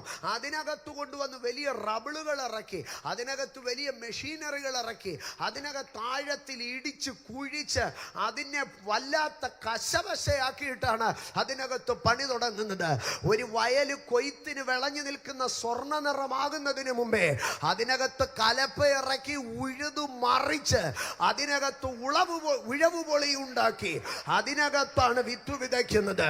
ഉഴവ് പൊളിക്കകത്ത് വിത്ത് വിതച്ച് അതിനകത്ത് ദൈവമഹത്വം വെളിപ്പെടുത്തുന്നത് പോലെ ഇന്ന് പകൽ പ്രതികൂലത്തിൽ, പ്രതിസന്ധിയിൽ കൂടി കടന്നു പോകുന്ന ദൈവത്തിന്റെ തെരഞ്ഞെടുക്കപ്പെട്ട വൃതഗണങ്ങൾ തിരിച്ചറിഞ്ഞാട്ടെ. You are not in a problem, but you are in a process. നീ ഒരു പ്രശ്നത്തിൽ അകപ്പെട്ടിരിക്കുകയല്ല, നീ ഒരു പ്രക്രിയയിൽ ഉൾപ്പെട്ടിരിക്കുകയാണ്. ദൈവത്തിന്റെ പൈതലേ, നീ ഒരു പ്രശ്നത്തിൽ അകപ്പെട്ടിരിക്കുകയല്ല, നീ ഒരു പ്രക്രിയയിൽ ഉൾപ്പെട്ടിരിക്കുകയാണ്. ഇന്ന് പകൽ നീ തിരിച്ചറിഞ്ഞാട്ടെ, ഞാനൊരു പ്രശ്നത്തിൽ അകപ്പെട്ടിരിക്കുകയല്ല, ഞാനൊരു പ്രക്രിയയിൽ ഉൾപ്പെട്ടിരിക്കുകയാണ്. എൻ്റെ മേലുള്ള എല്ലാ പ്രോസസ്സുകൾക്കും ദൈവത്തിന് സ്തോത്രം.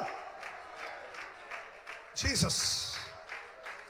നമുക്ക് മടങ്ങി ആദ്യത്തെ വാക്യത്തിലേക്ക് വരാം. ഏലിയാവിനെ ദൈവം എഴുന്നേൽപ്പിക്കുകയാണ്. ഏലിയാവ്, നീ എഴുന്നേൽക്കണം.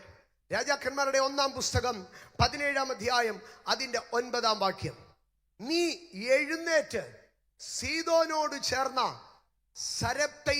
സരേഫാത്തിലേക്ക് പോവുക. ഈ സീദോനോട് ചേർന്ന സരേഫാത്ത്, സീദോനോട് ചേർന്ന സരേഫാത്ത് എന്ന് പറഞ്ഞാൽ സീദോൻ എന്ന വലിയ പട്ടണത്തിന്റെ അടുക്കലിരിക്കുന്ന സരേഫാത്ത് എന്നല്ലേ അതിന്റെ അർത്ഥം. ഇന്ത്യയുടെ അടുത്തുള്ള ശ്രീലങ്ക എന്നല്ല അതിന്റെ അർത്ഥം. ഇന്ത്യ എന്ന മഹാരാജ്യത്തിൽ ഉൾപ്പെട്ടിരിക്കുന്ന കേരളം എന്ന സംസ്ഥാനം എന്ന് പറയുന്നത് പോലെ it belongs to Zarephath, it belongs to Sidon എന്ന് പറഞ്ഞാൽ സീദോൻ എന്ന വലിയ ഭരണ പ്രവിശ്യയുടെ അണ്ടറിൽ കിടക്കുന്ന സിറ്റിയാണ് ഏത്? ഈ സരേഫാത്ത് എന്ന് പറയുകയാണ്. എൻ്റെ സഹോദരങ്ങളെ, കെരീത്ത് തോട്ടിനകത്തിരുത്തി കാക്കയെ കൊണ്ട് പോഷിപ്പിച്ച ഏലിയാവിന്റെ മുൻപിൽ സ്തോത്ര ഒരു ചില സമയങ്ങൾ കഴിഞ്ഞപ്പോൾ ആകാശത്ത് നിന്ന് മഞ്ഞും മഴയും പെയ്യാതെ സ്തോത്രം തോട് വറ്റിപ്പോകാൻ തുടങ്ങി. തോട് വറ്റിയ സമയത്തോടനുബന്ധിച്ച് സ്തോത്രം അടുത്തതായി കാക്കയുടെ വരവും നിലച്ചു. കെരീത്ത് തോട്ടിൽ ഒളിച്ചിരുന്ന അവിടെ സ്വസ്ഥമായിട്ടിരുന്ന ഏലിയാവിന് ഇനിയും അങ്ങനെ ഇരിക്കുവാൻ കഴിയത്തില്ല. ഇന്ന് പകൽ ഞാൻ ദൈവജനത്തിന്റെ അടുക്കൽ പറയട്ടെ, നിന്റെ നിയോഗത്തിന്റെ അടുത്ത തലത്തിലേക്ക് നിന്നെ ദൈവം കയറ്റുമ്പോൾ, നിന്റെ ശുശ്രൂഷയുടെ അടുത്ത തലത്തിലേക്ക് ദൈവം നിന്നെ കയറ്റുമ്പോൾ ചില തോടുകളെ വറ്റിക്കും, ചില കാക്കകളുടെ വരവുകൾ നിൽക്കും. ഇന്ന് പകൽ തിരിച്ചറിഞ്ഞാട്ട് എവിടെയോ ചില തോടുകൾ വറ്റുമ്പോൾ, എവിടെയോ ചില കാക്കകളെ ദൈവം അപ്രത്യക്ഷമാക്കുമ്പോൾ നീ നിന്റെ നിയോഗത്തിന്റെ അടുത്ത ലെവലിലേക്ക് സ്റ്റെപ്പ് ചെയ്യുകയാണ്.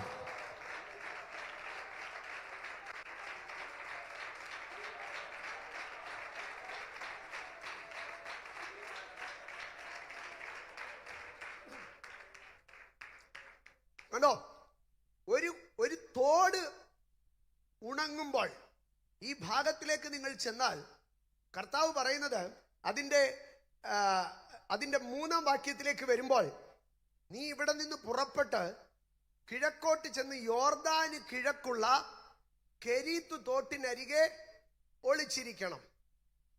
ഇത് യോർദാന് കിഴക്ക് എന്ന് പറയുമ്പോൾ ഇംഗ്ലീഷിൽ അത് ഇങ്ങനെയാണ് വായിക്കുന്നത്, and hide thyself by the brook Kerith that is before Jordan. ഇപ്പോൾ കെരീത്ത് തോട് വറ്റുമ്പോൾ ദൈവത്തിന് ഏലിയാവിനെ വിടാൻ ഏറ്റവും എളുപ്പം എങ്ങോട്ടാ? തോട് വറ്റിയാൽ നദിയിലേക്ക് പോകാം. ദൈവത്തിന് ഏലിയാവിന്റെ അടുക്കൽ ഒരല്പം സോഫ്റ്റായിട്ട് സംസാരിക്കുകയാണെങ്കിൽ പറയാം, ഏലിയ തോട് വറ്റി, അതുകൊണ്ട് നീ കുറച്ചും കൂടെ മുമ്പോട്ട് പോ, അവിടെ യോർദാന്റെ നദിയുണ്ട്, ആ നദീതീരത്ത് പോയി ഇരുന്നാൽ നിനക്ക് എന്ത് ചെയ്യാം? കാക്ക ഇപ്പോൾ ഇന്നലെ വരെ കെരീത്തിൽ വന്ന കാക്ക ഇപ്പോൾ വെള്ളം കുടിക്കാൻ എവിടെയായിരിക്കും പോകുന്നത്? യോർദാനിലേക്ക്. നീ കാക്കയെ ഫോളോ ചെയ്ത് കാക്ക വരുന്ന ഇടം തേടി നീ പോ. ദൈവത്തിന് അത് പറയാം. പക്ഷെ ദൈവത്തിന്റെ അഭിഷക്തനെ ദൈവം ഒരിക്കലും കാക്കയുടെ പുറകെ നടത്തത്തില്ല. ദൈവത്തിന്റെ പദ്ധതി അഭിഷക്തൻ ഇരിക്കുന്നിടത്ത് കാക്ക വരും. ഇന്ന് പകൽ ഞാൻ ദൈവജനത്തോട് പറയട്ടെ, കാക്കയുടെ പുറകെ നടക്കുന്നവനല്ല അഭിഷക്തൻ, അഭിഷക്തന്റെ പുറകെ നടക്കുന്നതാണ് കാക്ക. അതുകൊണ്ടാണ് 23-ാം സങ്കീർത്തനത്തിൽ പറഞ്ഞത്, ഞാൻ നന്മയുള്ള വീടുകളെല്ലാം കയറി ഇറങ്ങും, ഞാൻ അനുഗ്രഹമുള്ളിടത്തെല്ലാം പോകുമെന്നല്ല, നന്മയും കരുണയോ എന്നെ പിന്തുടരുക. ഇന്ന് പകൽക്കാലം നിന്റെ മേൽ കിടക്കുന്ന അഭിഷേകത്തെ നീ തിരിച്ചറിയണം. നീ നന്മയുടെ പുറകെ നടക്കേണ്ടവനല്ല, നീ അനുഗ്രഹത്തെ തേടി അലയേണ്ടവനല്ല, നീ ക്രിസ്തുവിൽ അനുഗ്രഹിക്കപ്പെട്ടവനാണെന്ന് തിരിച്ചറിഞ്ഞ് നന്മ നിന്നെ പിന്തുടരും. ഇന്ന് പകൽ നീ തിരിച്ചറിഞ്ഞാട്ട് നന്മ എന്നെ പിന്തുടരും, അനുഗ്രഹം എന്നെ പിന്തുടരും, ഉയർച്ച എന്നെ പിന്തുടരും. കാക്ക എന്നെ തേടി വരും. ഞാൻ കാക്കയെ തേടി പോകത്തില്ല, കാക്ക എന്നെ അന്വേഷിച്ചു വരും. കാക്ക നാളെ യോർദാനിൽ കാണുമെന്നറിഞ്ഞ് ഞാൻ യോർദാന്റെ തീരത്ത് പോകത്തില്ല, ദൈവം കൽപ്പിക്കുന്ന ഇടത്തേക്ക് ഞാൻ പോകും. ഇന്നു പകൽക്കാല ഇന്നലെ വരെ നീ കാക്കയെ തേടിയ ഓടിയ വഴിയിൽ നിന്ന് ദൈവം നിന്നെ യൂട്ടേൺ എടുപ്പിക്കുന്നു. നീ കാക്കയുടെ പുറകെ അല്ല, കാക്ക നിന്റെ പുറകെ.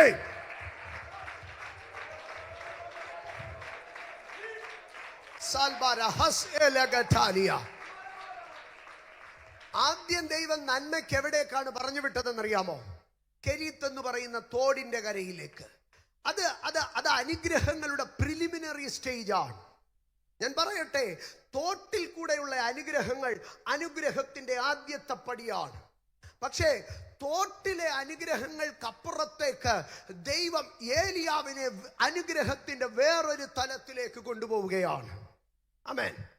ഇവിടെ കെരീത്ത് തോട്ടിന് അകത്തിരിക്കുമ്പോൾ, അത് തുടർന്ന് ഞാൻ പറയുമ്പോൾ നിങ്ങൾക്ക് മനസ്സിലാകും. കെരീത്ത് തോട്ടിനകത്തിരിക്കുമ്പോൾ ഏലിയാവിനെ സംബന്ധിച്ച് സ്വസ്ഥമായിരുന്ന് നന്മ അനുഭവിക്കുക. എന്നാൽ സീദോനിലേക്ക് കടന്നു ചെല്ലുമ്പോൾ ദൈവപ്രവർത്തിയിൽ കൂടെ നന്മ അനുഭവിക്കുക. സ്തോത്രം. ഞാൻ ഇതിലേക്ക് കടന്നു വരാം. ദൈവം ഇവിടെ ഏലിയാവിന്റെ അടുക്കൽ പറയുകയാണ്, ഏലിയാവ്, ഞാൻ നിന്നെ പോഷിപ്പിക്കാം. ഞാൻ നിന്നെ പോഷിപ്പിക്കേണ്ടതിന് നീ എന്തു ചെയ്യണം? നീ എഴുന്നേൽക്കണം. നീ എഴുന്നേൽക്കണം. ഈ 2025 പ്രാരംഭത്തിങ്കൽ നീ എഴുന്നേൽക്കാൻ ഒരുക്കമാണോ? നിനക്ക് ദൈവത്തിന്റെ കരുതലിനെ കാണുവാൻ കഴിയും. സ്തോത്രം. നീ എഴുന്നേറ്റ് സീദോന്റെ അകത്തു കിടക്കുന്ന സരപ്തയിലേക്ക് പോകണം.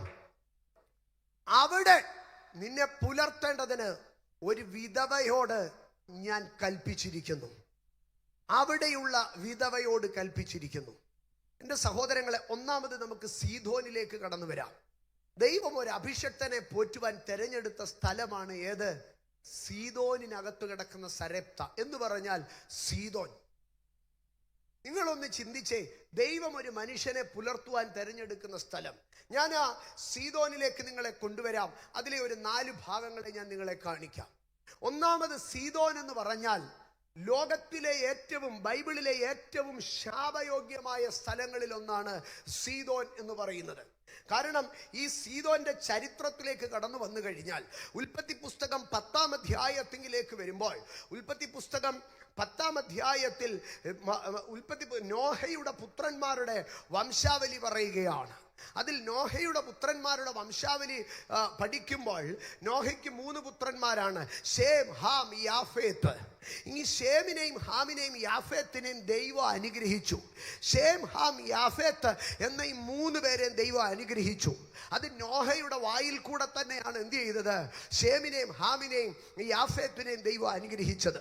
എന്നാൽ ഈ നോഹയുടെയും ഈ 3 പേരുടെയും മരണത്തിന് മുമ്പ് തന്നെ ഹാം എന്ന് പറയുന്നവൻ എന്ത് ചെയ്തു? സ്തോത്രം. നോഹയെ മനസ്സ് വിഷമിപ്പിച്ചു. നോഹയെ മനസ്സ് വിഷമിപ്പിക്കുമ്പോൾ നോഹ ഉറക്കമുണർന്നിട്ട് ഹാമിനെ ശപിക്കുകയാണ്. പക്ഷെ നിങ്ങൾ ശ്രദ്ധിച്ചാൽ നോഹ ഹാമിനെ പ്രാഗിയില്ല. നോഹ ഹാമിനെ പ്രാഗിയില്ല. പകരം നോഹ എന്താണ് പറഞ്ഞതെന്നറിയാമോ? കനാൻ ശപിക്കപ്പെട്ടവനെന്ന്. നിങ്ങൾ ഇതിനകത്തൊരു മിസ്റ്ററി മറഞ്ഞു കിടപ്പുണ്ട്. ആമേൻ. ചില നാളുകൾക്ക് മുമ്പ് എൻ്റെ അടുക്കൽ ഒരാൾ വിളിച്ചു ചോദിച്ചു, പാസ്റ്ററെ, ഹാമല്ലേ അപ്പൻ്റെ നഗ്നത കണ്ടത്? ഹാമല്ലേ അപ്പൻ്റെ നഗ്നത പറഞ്ഞത്? കനാൻ ഇവിടെ നിരപരാധിയല്ലേ? കനാനെ എന്തിനാ ശപിച്ചതെന്ന്. അതിൻ്റെ കാരണം പറഞ്ഞാൽ നോഹയ്ക്കൊരു കാര്യം അറിയാം. നോഹ ഭയങ്കര ബുദ്ധിമാനായിരുന്നു കേട്ടോ. നോഹയ്ക്ക് ഒരു കാര്യം അറിയാം, ഹാമിനെ ദൈവം എന്ത് ചെയ്തിട്ടിരിക്കുക? ഹാമിനെ ദൈവം അനുഗ്രഹിച്ചിട്ടിരിക്കുക. ദൈവം അനുഗ്രഹിച്ച ഹാമിന്റെ മുകളിൽ ഇനിയും നോഹ പ്രാഗിയ ഏക്കുവോ? ഏക്കത്തില്ല.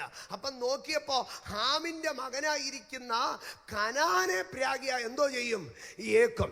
ഇന്ന് പകൽ ഞാൻ വളരെ ഭയത്തോടെ ദൈവജനത്തിന്റെ അടുക്കൽ പറയുകയാണ്, ദൈവം ഒരുപക്ഷെ നിനക്ക് നൽകിയ കൃപ കൊണ്ട്, നിന്നോട് കാണിച്ച ദയ കൊണ്ട്, നിന്നോട് കാണിച്ച ഫേവർ കൊണ്ട് നീ പിന്മാറ്റത്തിലേക്ക് പോകുമ്പോഴോ, നീ ദൈവ വഴി വിട്ടുപോകുമ്പോഴോ, നീ ദൈവകൃപയ്ക്കും ദൈവാഭിഷേകത്തിനും അഭിഷക്തന്മാർക്കും ദൈവസഭയ്ക്കുമെതിരെ എത്ര നിന്ന് തുള്ളിക്കളിച്ചാല് ദൈവം നിന്നോട് ഒന്നും ചെയ്യുന്നില്ല ഇരിക്കാം. പക്ഷേ ഹാമേ, നിനക്കൊരു കനാനുണ്ടെന്ന് നീ ഓർത്തുകൊള്ളണം. ശലോമോൻ ദൈവത്തെ വിട്ടുപോയിട്ട്, ശലോമോൻ ഇസ്രായേലിന്റെ 12 ഗോത്രങ്ങളുടെ രാജാവായിട്ട് തന്നെയാണ് മരിച്ചത്. പക്ഷെ അവന് പകരം എഴുന്നേറ്റ രഹബയാമിന്റെ കയ്യിൽ നിന്നാണ് രാജ്യം നഷ്ടപ്പെട്ടു പോയത്. ഞാൻ പറഞ്ഞതിനെ മനസ്സിലാക്കുവാൻ കഴിയുന്നവർ മനസ്സിലാക്കട്ടെ. നോഹയ്ക്ക് ഹാമിനെ ശപിക്കാൻ പറ്റത്തില്ല. കാരണം ഹാമിന്റെ മേൽ ദൈവത്തിന്റെ അനുഗ്രഹം കിടക്കുക. ആമേൻ. നിന്റെ മേളിൽ കിടക്കുന്ന അനുഗ്രഹം കൊണ്ട് ചില ശാപങ്ങൾ ഒഴിഞ്ഞു പോകുമ്പോൾ അതൊരിക്കലും നിന്റെ തലമുറകളിലേക്ക് ഇറങ്ങുവാനുള്ള തിന്മയുടെ പ്രവർത്തികൾ നമ്മളിൽ ഉണ്ടാകരുത്. ആമേൻ. അങ്ങനെ ശപിക്കപ്പെട്ടവനാണ് ആര്? കനാൻ. ഈ കനാന്റെ ആദ്യജാതന്റെ പേരെന്താണെന്നറിയാമോ? ഈ ശാപപുത്രന്റെ ആദ്യത്തെ മകന്റെ പേര് ഉൽപ്പത്തി പുസ്തകം 10-ാം അധ്യായം 15-ാം വാക്യത്തിലേക്ക് വരുമ്പോൾ പറയുകയാണ്, കനാൻ തന്റെ ആദ്യജാതനായ സീദോൻ സീദോൻ എന്നാണ് പറയുന്നത്. അപ്പോൾ സീദോൻ എന്ന് പറഞ്ഞാൽ ശാപത്തിന്റെ ആദ്യപുത്രനാണ്. ആര്? സീദോൻ, ശാപത്തിന്റെ ആദ്യപുത്രൻ. ആമേൻ. അതുകൊണ്ടാണ് അതിന്റെ 19-ാം വാക്യത്തിലേക്ക് വരുമ്പോൾ പറയുകയാണ്, കനാന്യരുടെ അതിർ സീദോൻ തുടങ്ങി.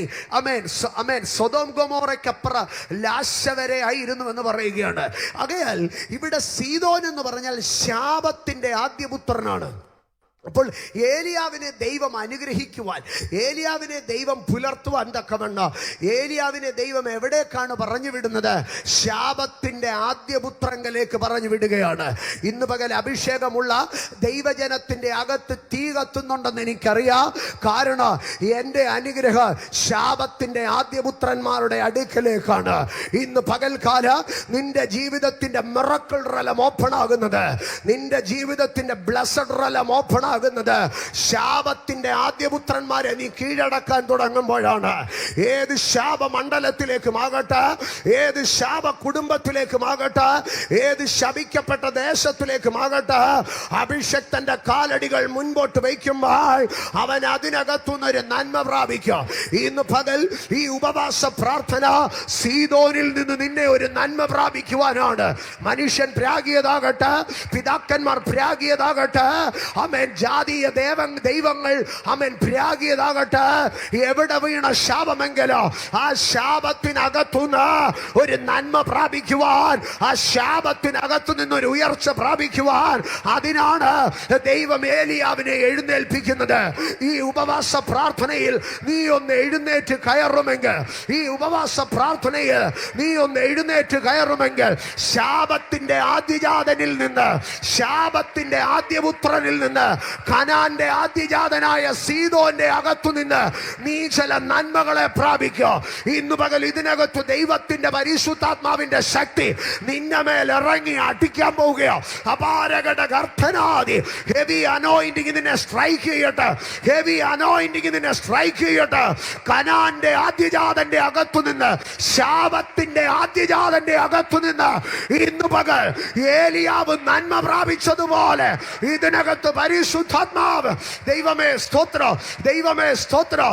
അൽബര പടാജക ടാൽബരേദി, നീ എഴുന്നേറ്റ് സീദോനിലേക്ക് പോ, നീ എഴുന്നേറ്റ് ശാപമണ്ഡലങ്ങളിലേക്ക് പോ, നിന്നെ ഭ്രാഗി തൊലച്ച ഇടങ്ങളിലേക്ക്, നിനക്കെതിരെ ശാപവാക്കളുടെ കടുങ്കെട്ട് കെട്ടിയ ഇടത്തേക്ക് ഇന്ന് പകൽ നീ അഭിഷേകത്തിൽ കയറി ചെല്ല്.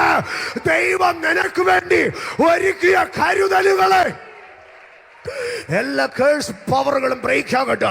Breaking every curses, breaking every curses. ദൈവിക അധികാരത്തിൽ ഞങ്ങൾ നിന്നുകൊണ്ട് സീദോനിൽ നിന്ന് നന്മകളെ കൈവശമാക്കുന്ന, ശാപം വിളിക്കപ്പെട്ട ഇടങ്ങളിൽ നിന്ന്, ശാപത്തിന്റെ പെരുമഴ പെയ്ത മണ്ണിൽ നിന്ന് ഞങ്ങൾ അനുഗ്രഹത്തിന്റെ നന്മയുടെ അവകാശങ്ങളെ ഞങ്ങൾ ദൈവിക അധികാരത്തിൽ കൈവശമാക്കുന്നു. ഏലിയാവേ, നീ എഴുന്നേറ്റ് സീദോനിലേക്ക് പോ. അവിടെ ഞാൻ നിനക്ക് വേണ്ടി കരുതിയ കരുതലുകളെ കാണാൻ കഴിയുക. ഏത് മേഖലയിൽ, ഏത് വിധത്തിൽ നിനക്കെതിരെ തുറന്നു വിട്ട ശാപങ്ങളാകട്ടെ, ഇന്ന് പകൽ ആ ശാപത്തിനകത്തു നിന്ന്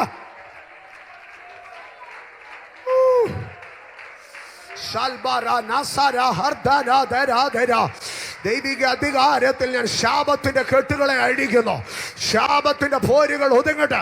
അപര ഹടകരകർ ഗജാനകർ Devara പ്രവാദി വൽദനം പ്രവാചകര അടരകധുരി ഗാചര പ്രവർത്തനാചലം വേദകലഘടകർ ഹർത്തനാചര വർദ്ധമനകടികർ ശമം പ്രവാർദ്ധന. Holy spirit, holy spirit, പരിശുദ്ധാത്മാവേ, ഹിറ്റ് അബാലകതാലിയ. ഓ ദൈവശക്തിക്ക് സ്തോത്രം. ദൈവകൃപ, ദൈവകൃപ, ദൈവകൃപ.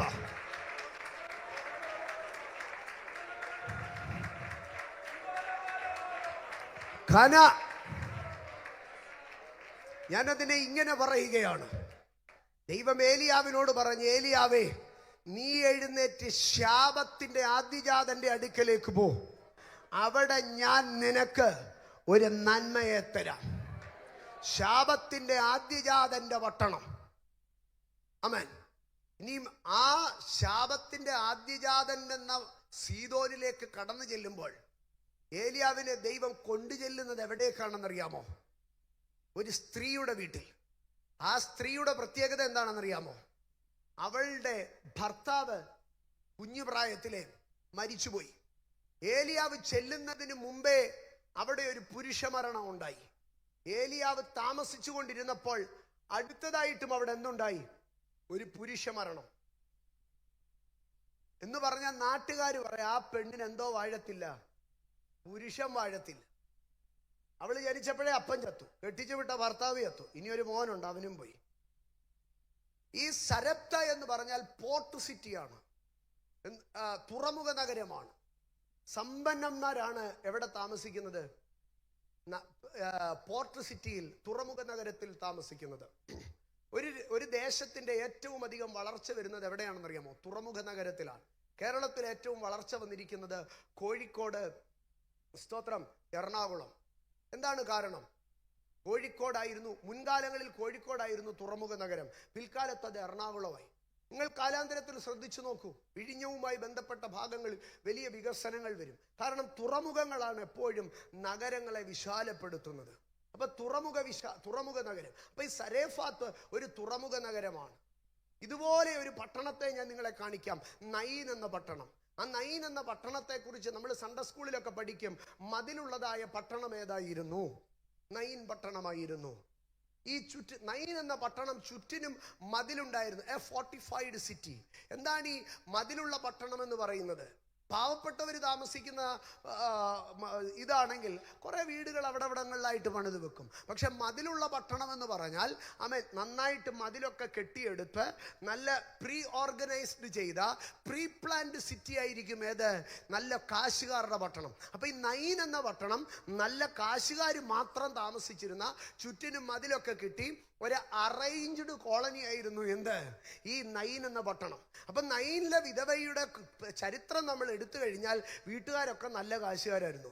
പക്ഷെ അവളുടെ ജീവിതത്തിലും എന്താണ് സംഭവിച്ചതെന്നറിയാവോ? ഭർത്താവ് മരിച്ചുപോയി, പിന്നൊരുള്ള ആങ്കൊച്ചും മരിച്ചുപോയി. ഭർത്താവ് വാഴത്തില്ല, ശാപം അവിടെ കിടക്കുന്നത്. ഇനിയും കുറച്ചും കൂടെ വന്നാൽ ബഥാന്യയിലെ ഒരു വീടുണ്ട്. ബഥാന്യയിലെ ഒരു വീട്. ആ വീട്ടിലേക്ക് കടന്നു ചെന്ന് കഴിഞ്ഞാൽ 2 പെൺപിള്ളാരും ഒരു ആങ്കൊച്ചും. ഇവര് കൊച്ചു പ്രായത്തിലെ ഈ കുഞ്ഞുങ്ങൾക്ക് എന്ത് സംഭവിച്ചാണെന്നറിയാമോ? അപ്പനും അമ്മയും നഷ്ടപ്പെട്ടതാ. അതുകൊണ്ടാണ് യേശുവിന് ഇവരോട് ഇത്രയും സ്നേഹം ഉണ്ടായത്. അപ്പനും അമ്മയില്ലാത്ത 2 പെങ്കൊച്ചുങ്ങളും ഒരു ആങ്കൊച്ചുമുള്ള ഒരു പാവപ്പെട്ട വീട്, അനാഥ കുഞ്ഞുങ്ങളാ. നിങ്ങളൊന്ന് ചിന്തിച്ചു നോക്കിയേ, ആ കുഞ്ഞുങ്ങൾ എങ്ങനെയായിരിക്കും രാത്രി കിടന്നുറങ്ങിയത്? മറിയ ഇവിടെ കിടക്കും, മാർത്ത ഇവിടെ കിടക്കും, നടുക്കാര് കിടക്കും, ലാസർ കിടക്കും. ആമേൻ. ഈ 3 കുഞ്ഞുങ്ങളും കൂടെ ഒരു കട്ടിലെ കെട്ടിപ്പിടിച്ച് കിടക്കും. മറിയയ്ക്ക് ഏറ്റവും ഇഷ്ടം ആരോടായിരിക്കും? മാർത്തയോടായിരിക്കുമോ ലാസറിനോടായിരിക്കുമോ? ലാസറിനോട്. മാർത്തയ്ക്ക് ഏറ്റവും ഇഷ്ടം ആരോടായിരിക്കും? ലാസറിനോട്. ചിലപ്പോ ഒരാൾ മൂത്തതും ഒരാൾ ഇളയതുമായിരിക്കും. ഇവനിങ്ങനെ എടി ചേച്ചി, എടി അനിയത്തി എന്നൊക്കെ വിളിച്ച് നടക്കും. സന്ധ്യയാകുമ്പോൾ മറിയ ലാസറിനെ വിളിക്കും, എടാ വെള്ളം കോരാൻ പോവാം. മാർത്ത പറയും, കൊച്ചനെ ഇപ്പം കൊണ്ടുപോകാൻ പറ്റത്തില്ല. ഇങ്ങനെ ഇവര് 2 പേരും കൂടെ എന്റേതാണെന്ന് പറഞ്ഞ് നടന്നതാ ലാസർ. കുറെ കഴിഞ്ഞപ്പോ ഒരു ദിവസം എന്ത് ചെയ്തു? ആണ് മരിച്ചു. മറിയ മരിച്ചില്ലല്ലോ, മാർത്ത മരിച്ചില്ലല്ലോ. അപ്പൊ അയൽവക്കക്കാരെല്ലാം ഒരു കാര്യം പറഞ്ഞു, ശാപവാ, ആണു വാഴത്തില്ല. പക്ഷെ നിങ്ങൾ ശ്രദ്ധിച്ചോ, യേശു ഉയർപ്പിച്ച ലാസറിന്റെ വീടും യേശു ഉയർപ്പിച്ച നൈനിലെ വീടും, ഇത് രണ്ടും ഇവിടെ യേശു എന്തായിരുന്നു ചെയ്യുന്നത്? നാട്ടുകാർ പറഞ്ഞൊരു ശാപമുണ്ടല്ലോ, കേഴ്സ് ബ്രേക്ക് ചെയ്യുകയായിരുന്നു കർത്താവ്.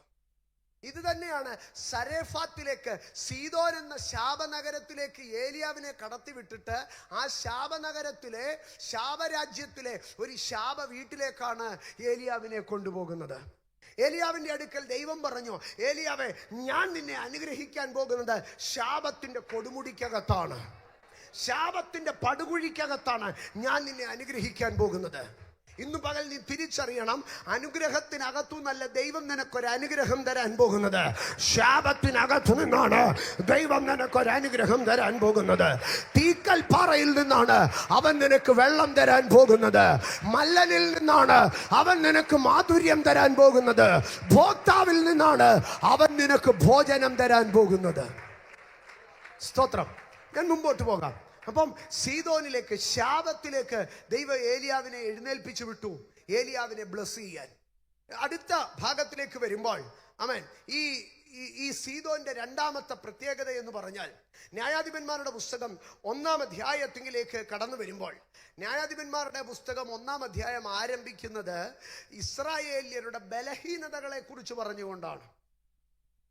ആ ബലഹീനതകളെ കുറിച്ച് പറഞ്ഞു വരുമ്പോൾ, ആശേർ ഗോത്രത്തിന് പറ്റിയ ഒരു ബലഹീനത, അതിന് ഓരോ വാക്യങ്ങളിലും അങ്ങനെയാണ് നമുക്ക് കാണുവാൻ കഴിയുന്നത്.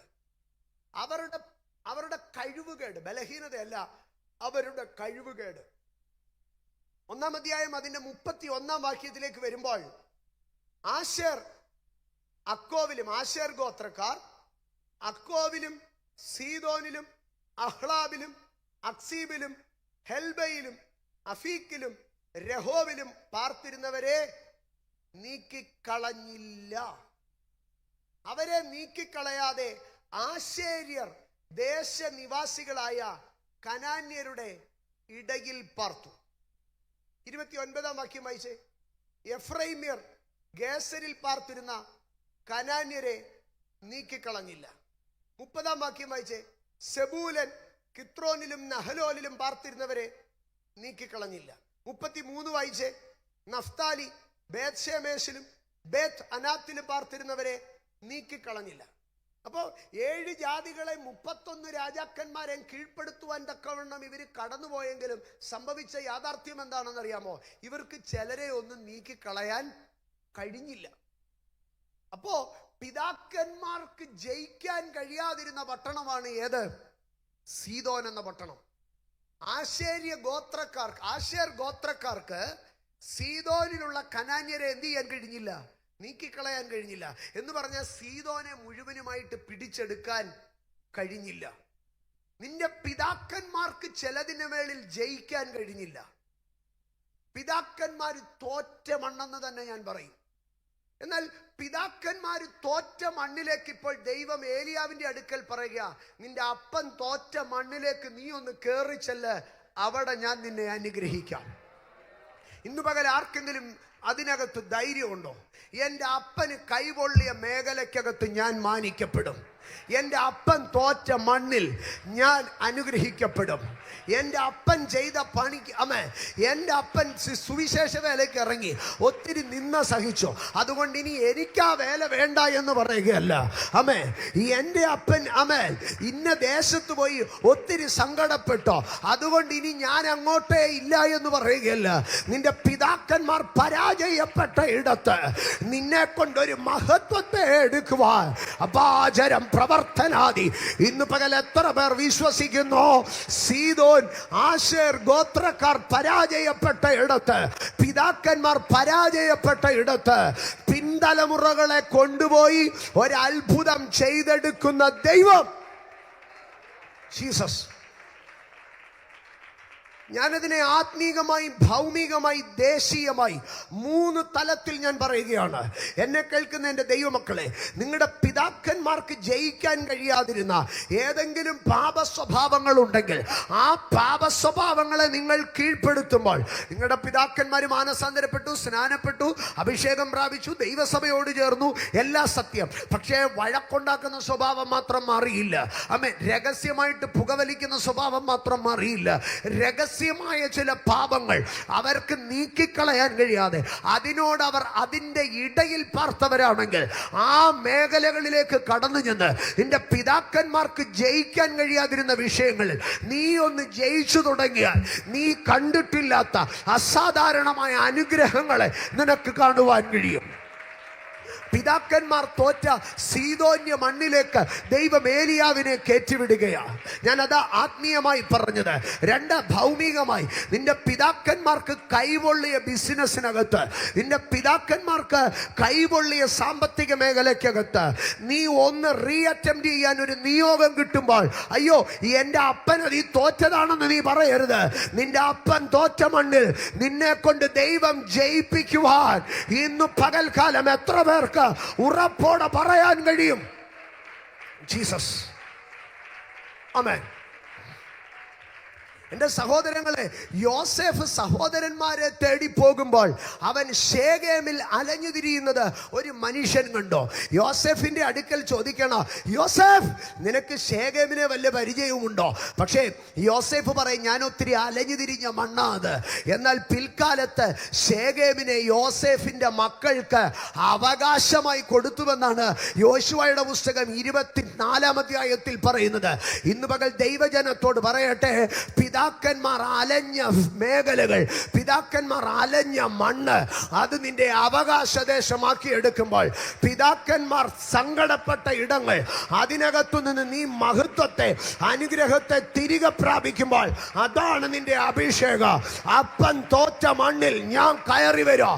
അഭിഷേകത്തോടെ വിശ്വാസത്തോടെ പറ, അപ്പൻ തോറ്റ ഇടത്ത്, എന്റെ പിതാക്കന്മാർ പരാജയപ്പെട്ട ഇടത്ത് ഞാൻ കയറി വരാം. അതാണ് ദൈവത്തിന്റെ അഭിഷേകം.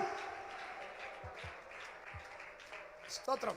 ഇപ്പൊ സീദോൻ 1 ശാപത്തിന്റെ ആദ്യജാതൻ, സീദോൻ 2 പിതാക്കന്മാർ പരാജയപ്പെട്ട ഇടം, 3 സീദോന്റെ അടുത്ത ഭാഗത്തിലേക്ക് വരുമ്പോൾ ന്യായാധിപന്മാരുടെ പുസ്തകം 10-ാം അധ്യായം അതിന്റെ 6-ാം വാക്യം.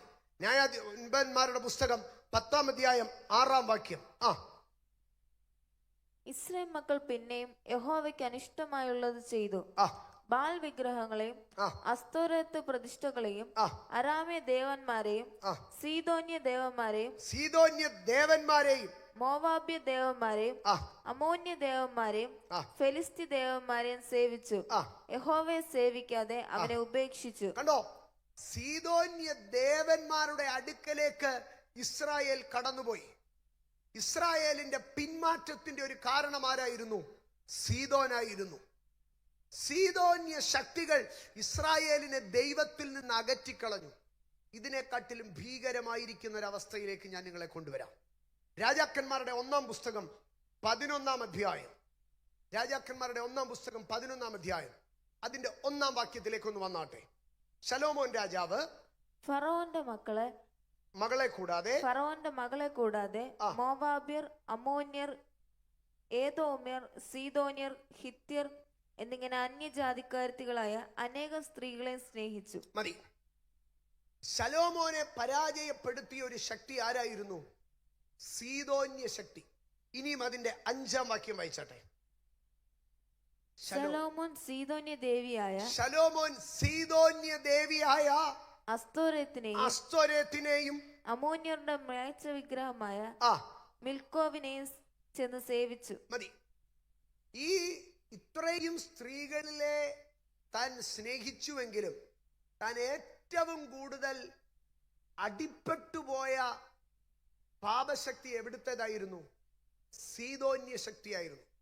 പിൽക്കാലത്ത് ഇസ്രായേലിൽ ഏറ്റവും പ്രബലപ്പെട്ടു നിന്ന അന്യാരാധനാ ശക്തി ബലം ഏതായിരുന്നറിയാവോ? ബാലും അസ്തോരത്തും അശേര. ബാലും അശേരയുമായിരുന്നു പിൽക്കാലത്ത് പ്രബലപ്പെട്ടിരുന്നത്. അപ്പോൾ ബാലിനെ പോലെ പ്രബലപ്പെട്ട ഫീമെയിൽ ഗോഡസ് ആയിരുന്നു ഈ അസ്തോരത്ത്, ഈ അശേര പ്രതിഷ്ഠ. ഇപ്രകാരം സീദോനിൽ നിന്ന് ദൈവജനത്തെ നശിപ്പിച്ചു കളഞ്ഞ പാപത്തിന്റെ ശക്തിയായിരുന്നു സീദോൻ, ഇസ്രായേലിനെ നശിപ്പിച്ചു കളഞ്ഞ. ഇപ്പൊ ഏലിയാവിന്റെ അടുക്കൽ പറയുകയാണ്, നിന്റെ പൂർവ്വ രാജാക്കന്മാരെ തകർത്തു കളഞ്ഞ ആ സീദോനിലേക്ക് നീ എന്ത് ചെയ്യണം? നിന്റെ പിതാക്കന്മാരെ പാപത്തിൽ പിടിച്ച എന്നിൽ നിന്ന്, എന്റെ സാന്നിധ്യത്തിൽ നിന്ന്, എന്നോടുള്ള ഏകാഗ്രതയിൽ നിന്ന്, എന്നോടുള്ള സ്നേഹത്തിൽ നിന്ന് എന്റെ ജനത്തെ പിടിച്ചുകൊണ്ടുപോയ ആ സീദോനിലേക്ക് നീ ഒന്ന് ചെല്ലാമെങ്കിൽ ആ സീദോനിൽ നിന്ന് ഞാൻ നിന്നെ അനുഗ്രഹിക്കാം. സീദോനിലേക്ക് കൊണ്ടുപോകുക, ജനത്തെ പാപത്തിലേക്ക് വലിച്ചു കൊണ്ടുപോയ വിഷയങ്ങളിലേക്ക് ഇറങ്ങിച്ചെന്ന് അവിടെ ഇരുന്ന് പ്രാർത്ഥിക്കാൻ ദൈവം ഏലിയാവിനോട് പറയുകയാണ്. ഇന്ന് പകൽ ഞാൻ ഇതിനകത്ത് എന്നെ കേൾക്കുന്ന ദൈവമക്കളുടെ അടുക്കൽ, പ്രാർത്ഥനാ മനുഷ്യരുടെ അടുക്കൽ ഞാനൊരു നിയോഗത്തെ കൈമാറുകയാണ്. സ്തോത്രം. ഇന്നലകളിൽ നമ്മുടെ തലമുറകളെ വേട്ടയാടിയ പാപശക്തികൾക്കെതിരെ ഒന്ന് പ്രാർത്ഥിച്ചു കയറി വരാമോ?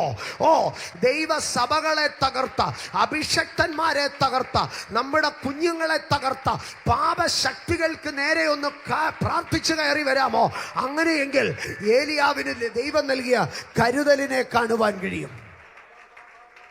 Holy spirit. കണ്ടോ, ദ കോസ് ഓഫ് സിൻ, പാപത്തിന് കാരണമായിരിക്കുന്ന സീദോൻ. ഇനിയും അടുത്ത ഒരു ഭാഗത്തിലേക്ക് വരുമ്പോൾ, ഏലിയാവ്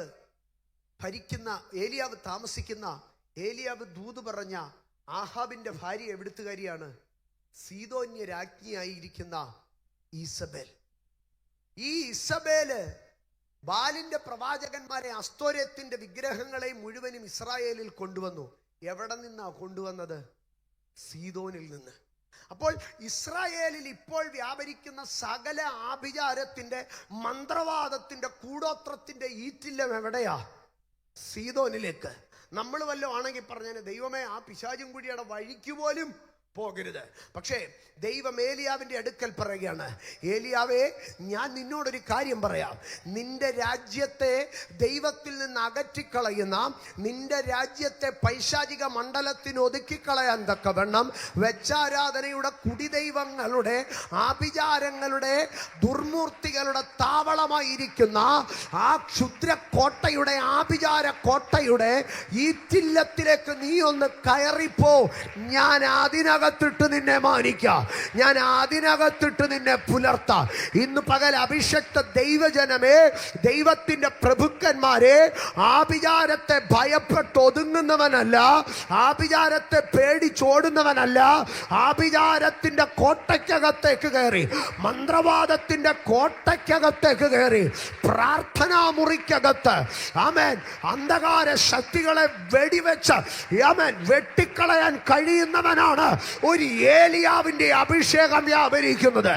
ഇന്ന് പകലാധരം തുറന്ന് ദൈവത്തിന്റെ സന്നിധിയിൽ പ്രാർത്ഥിക്കുന്ന ദൈവജനം ആത്മമണ്ഡലത്തിൽ സീദോന്യ നഗരങ്ങളിലേക്ക്, സീദോന്യ കോട്ടകളിലേക്ക് കയറി ചെല്ലട്ടെ.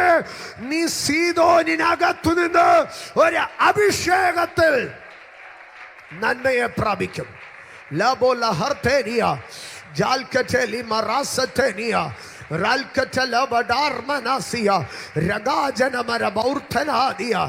ലഗംജനം പ്രവാർത്തനി സകലബൈഡ പ്രവാർത്തന സഗര പ്രവാൽത്തന അടലഗടി ഗർത്തനാദിയ അൽക്കമമം പ്രവോജിയ അൽമനഗട ഗാർത്തേനിയ അകലബര ബൗഡിബി പ്രവാർത്തിയ അക്കറ്റന ഘനഖട്ടാനി അർക്കച്ചലബ പ്രവാർത്തന അധികരഗട ഗർത്തിന ജഗം പ്രവർത്തനാമനം ശബംബ്രവൻ ജലം ജല ജരം ധനാദി. ജീസസ്, ഞാൻ മുൻപേ ഓർപ്പിച്ചില്ലേ, ചില തോടുകൾ വറ്റുമ്പോൾ ദൈവം ശുശ്രൂഷയുടെ അടുത്ത തലത്തിലേക്ക് നിങ്ങളെ കൊണ്ടുപോവുകയാണ്. നിങ്ങളുടെ നിയോഗങ്ങളുടെ അടുത്ത തലത്തിലേക്ക് ദൈവം കൊണ്ടുപോകുന്നത് എങ്ങനെയാണെന്നറിയാമോ? ചില തോടുകൾ വറ്റുമ്പോഴാണ്. ഇന്ന് പകൽക്കാലം ശുശ്രൂഷാ മണ്ഡലത്തിൽ, വ്യക്തി ജീവിതത്തിൽ ചില ക്രൈസിസുകൾ വരുമ്പോൾ, ക്രൈസിസ് അല്ല മാറേണ്ടിയത്, നിന്റെ റൂട്ടാണ് മാറേണ്ടിയത്. ക്രൈസിസ് അല്ല മാറേണ്ടിയത്, നിന്റെ റൂട്ടാണ് മാറേണ്ടിയത്. നീ പ്രാർത്ഥിച്ച് പിന്നെയും കെരീത്തിൽ വെള്ളം വരുത്തുകയല്ല വേണ്ടത്. നീ പ്രാർത്ഥിച്ച് പിന്നെയും കാക്കെ മടക്കി വരുത്തുകയല്ല വേണ്ടത്. നീ പ്രാർത്ഥിച്ച് നിയോഗത്തിന്റെ അടുത്ത സ്ഥലം കണ്ടെത്തുകയാണ് വേണ്ടത്.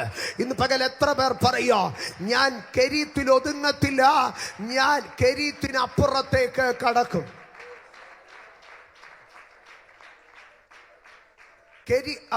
നീ കെരീത്തിൽ ഒതുങ്ങേണ്ടവനല്ല, നീ കെരീത്തിൽ നിന്ന് ആമേൻ സീദോനിലേക്ക് കയറേണ്ടവരാണ്. ഞാൻ എൻ്റെ ദൈവജനത്തോട് പറയട്ടെ, ഒരു ദൈവമനുഷ്യന്റെ നിയോഗം ഒരിക്കലും ഒരു ലെവലിൽ നിൽക്കത്തില്ല. നിയോഗം ഷിഫ്റ്റ് ആയിക്കൊണ്ടേയിരിക്കുക.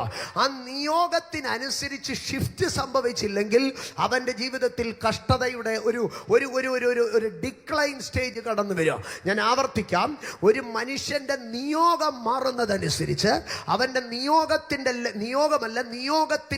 അടുത്ത ലെവല് മാറുന്നതനുസരിച്ച് അവൻ മാറിയില്ലെങ്കിൽ അവനിൽ ദൈവപ്രവർത്തികൾ കാണാൻ കഴിയത്തില്ല. ആമേൻ. ഇന്ന് പകൽ ദൈവപ്രവർത്തികൾ നിങ്ങളുടെ ജീവിതത്തിൽ കാണുവാൻ ആഗ്രഹിക്കുന്നോ? നിയോഗത്തിനനുസരിച്ച് ചലിച്ചു തുടങ്ങണോ? നിയോഗത്തിനനുസരിച്ച് ചലിക്കുന്നവനെ ദൈവപ്രവർത്തികളുടെ അടുത്ത തലം കാണുവാൻ കഴിയത്തുള്ളൂ. ആവർത്തിച്ച് ഞാൻ പറയുന്നു, നിയോഗത്തിനനുസരിച്ച് ചലിക്കുന്നവന് മാത്രമേ ദൈവപ്രവർത്തികളുടെ അടുത്ത തലം കാണുവാൻ കഴിയത്തുള്ളൂ. ഞാൻ പുതിയ നിയമത്തിലേക്ക് മടങ്ങി വരാം. അതിനു മുമ്പേ രാജാക്കന്മാരുടെ 1-ാം പുസ്തകം 17:9 അവിടെ പറയുകയാണ്, നീ എഴുന്നേറ്റ് സീദോനോട് ചേർന്ന സരേഫാത്തിലേക്ക് ചെന്ന് അവിടെ പാർക്ക. നിന്നെ പുലർത്തേണ്ടതിന് അവിടെയുള്ള ഒരു വിധവയോട് ഞാൻ കൽപ്പിച്ചിരിക്കുന്നു. നിന്നെ പുലർത്തുവാൻ ദൈവം ചിലരോട് ഓൾറെഡി കൽപ്പിച്ചിട്ടുണ്ട്. പക്ഷേ നിനക്ക് നന്മ കൈവശമാകാത്തത് എന്താണെന്നറിയാമോ? നീ നിൽക്കുന്ന ഇടത്തുള്ളവരോടല്ല ദൈവം പറഞ്ഞേക്കുന്നത്. നിനക്ക് വേണ്ടി ദൈവം ചിലത് ഒരുക്കിയിരിക്കുന്നത് അഭിഷേകത്തിന്റെ അടുത്ത ലെവലിലാ, ശുശ്രൂഷയുടെ അടുത്ത ലെവലിലാ, പ്രാർത്ഥനയുടെ അടുത്ത ലെവലിലാ, ദേശത്തിന്റെ വേറെ അതിരിനപ്പുറമാ. നീ ഇതിനകത്ത് കിടന്ന് കറങ്ങിയാൽ, നീ ഈ ലെവലിൽ തൃപ്തിപ്പെട്ടാൽ, നിനക്കൊരിക്കലും ആ നന്മയെ കൈവശമാക്കാൻ. സ്തോത്രം.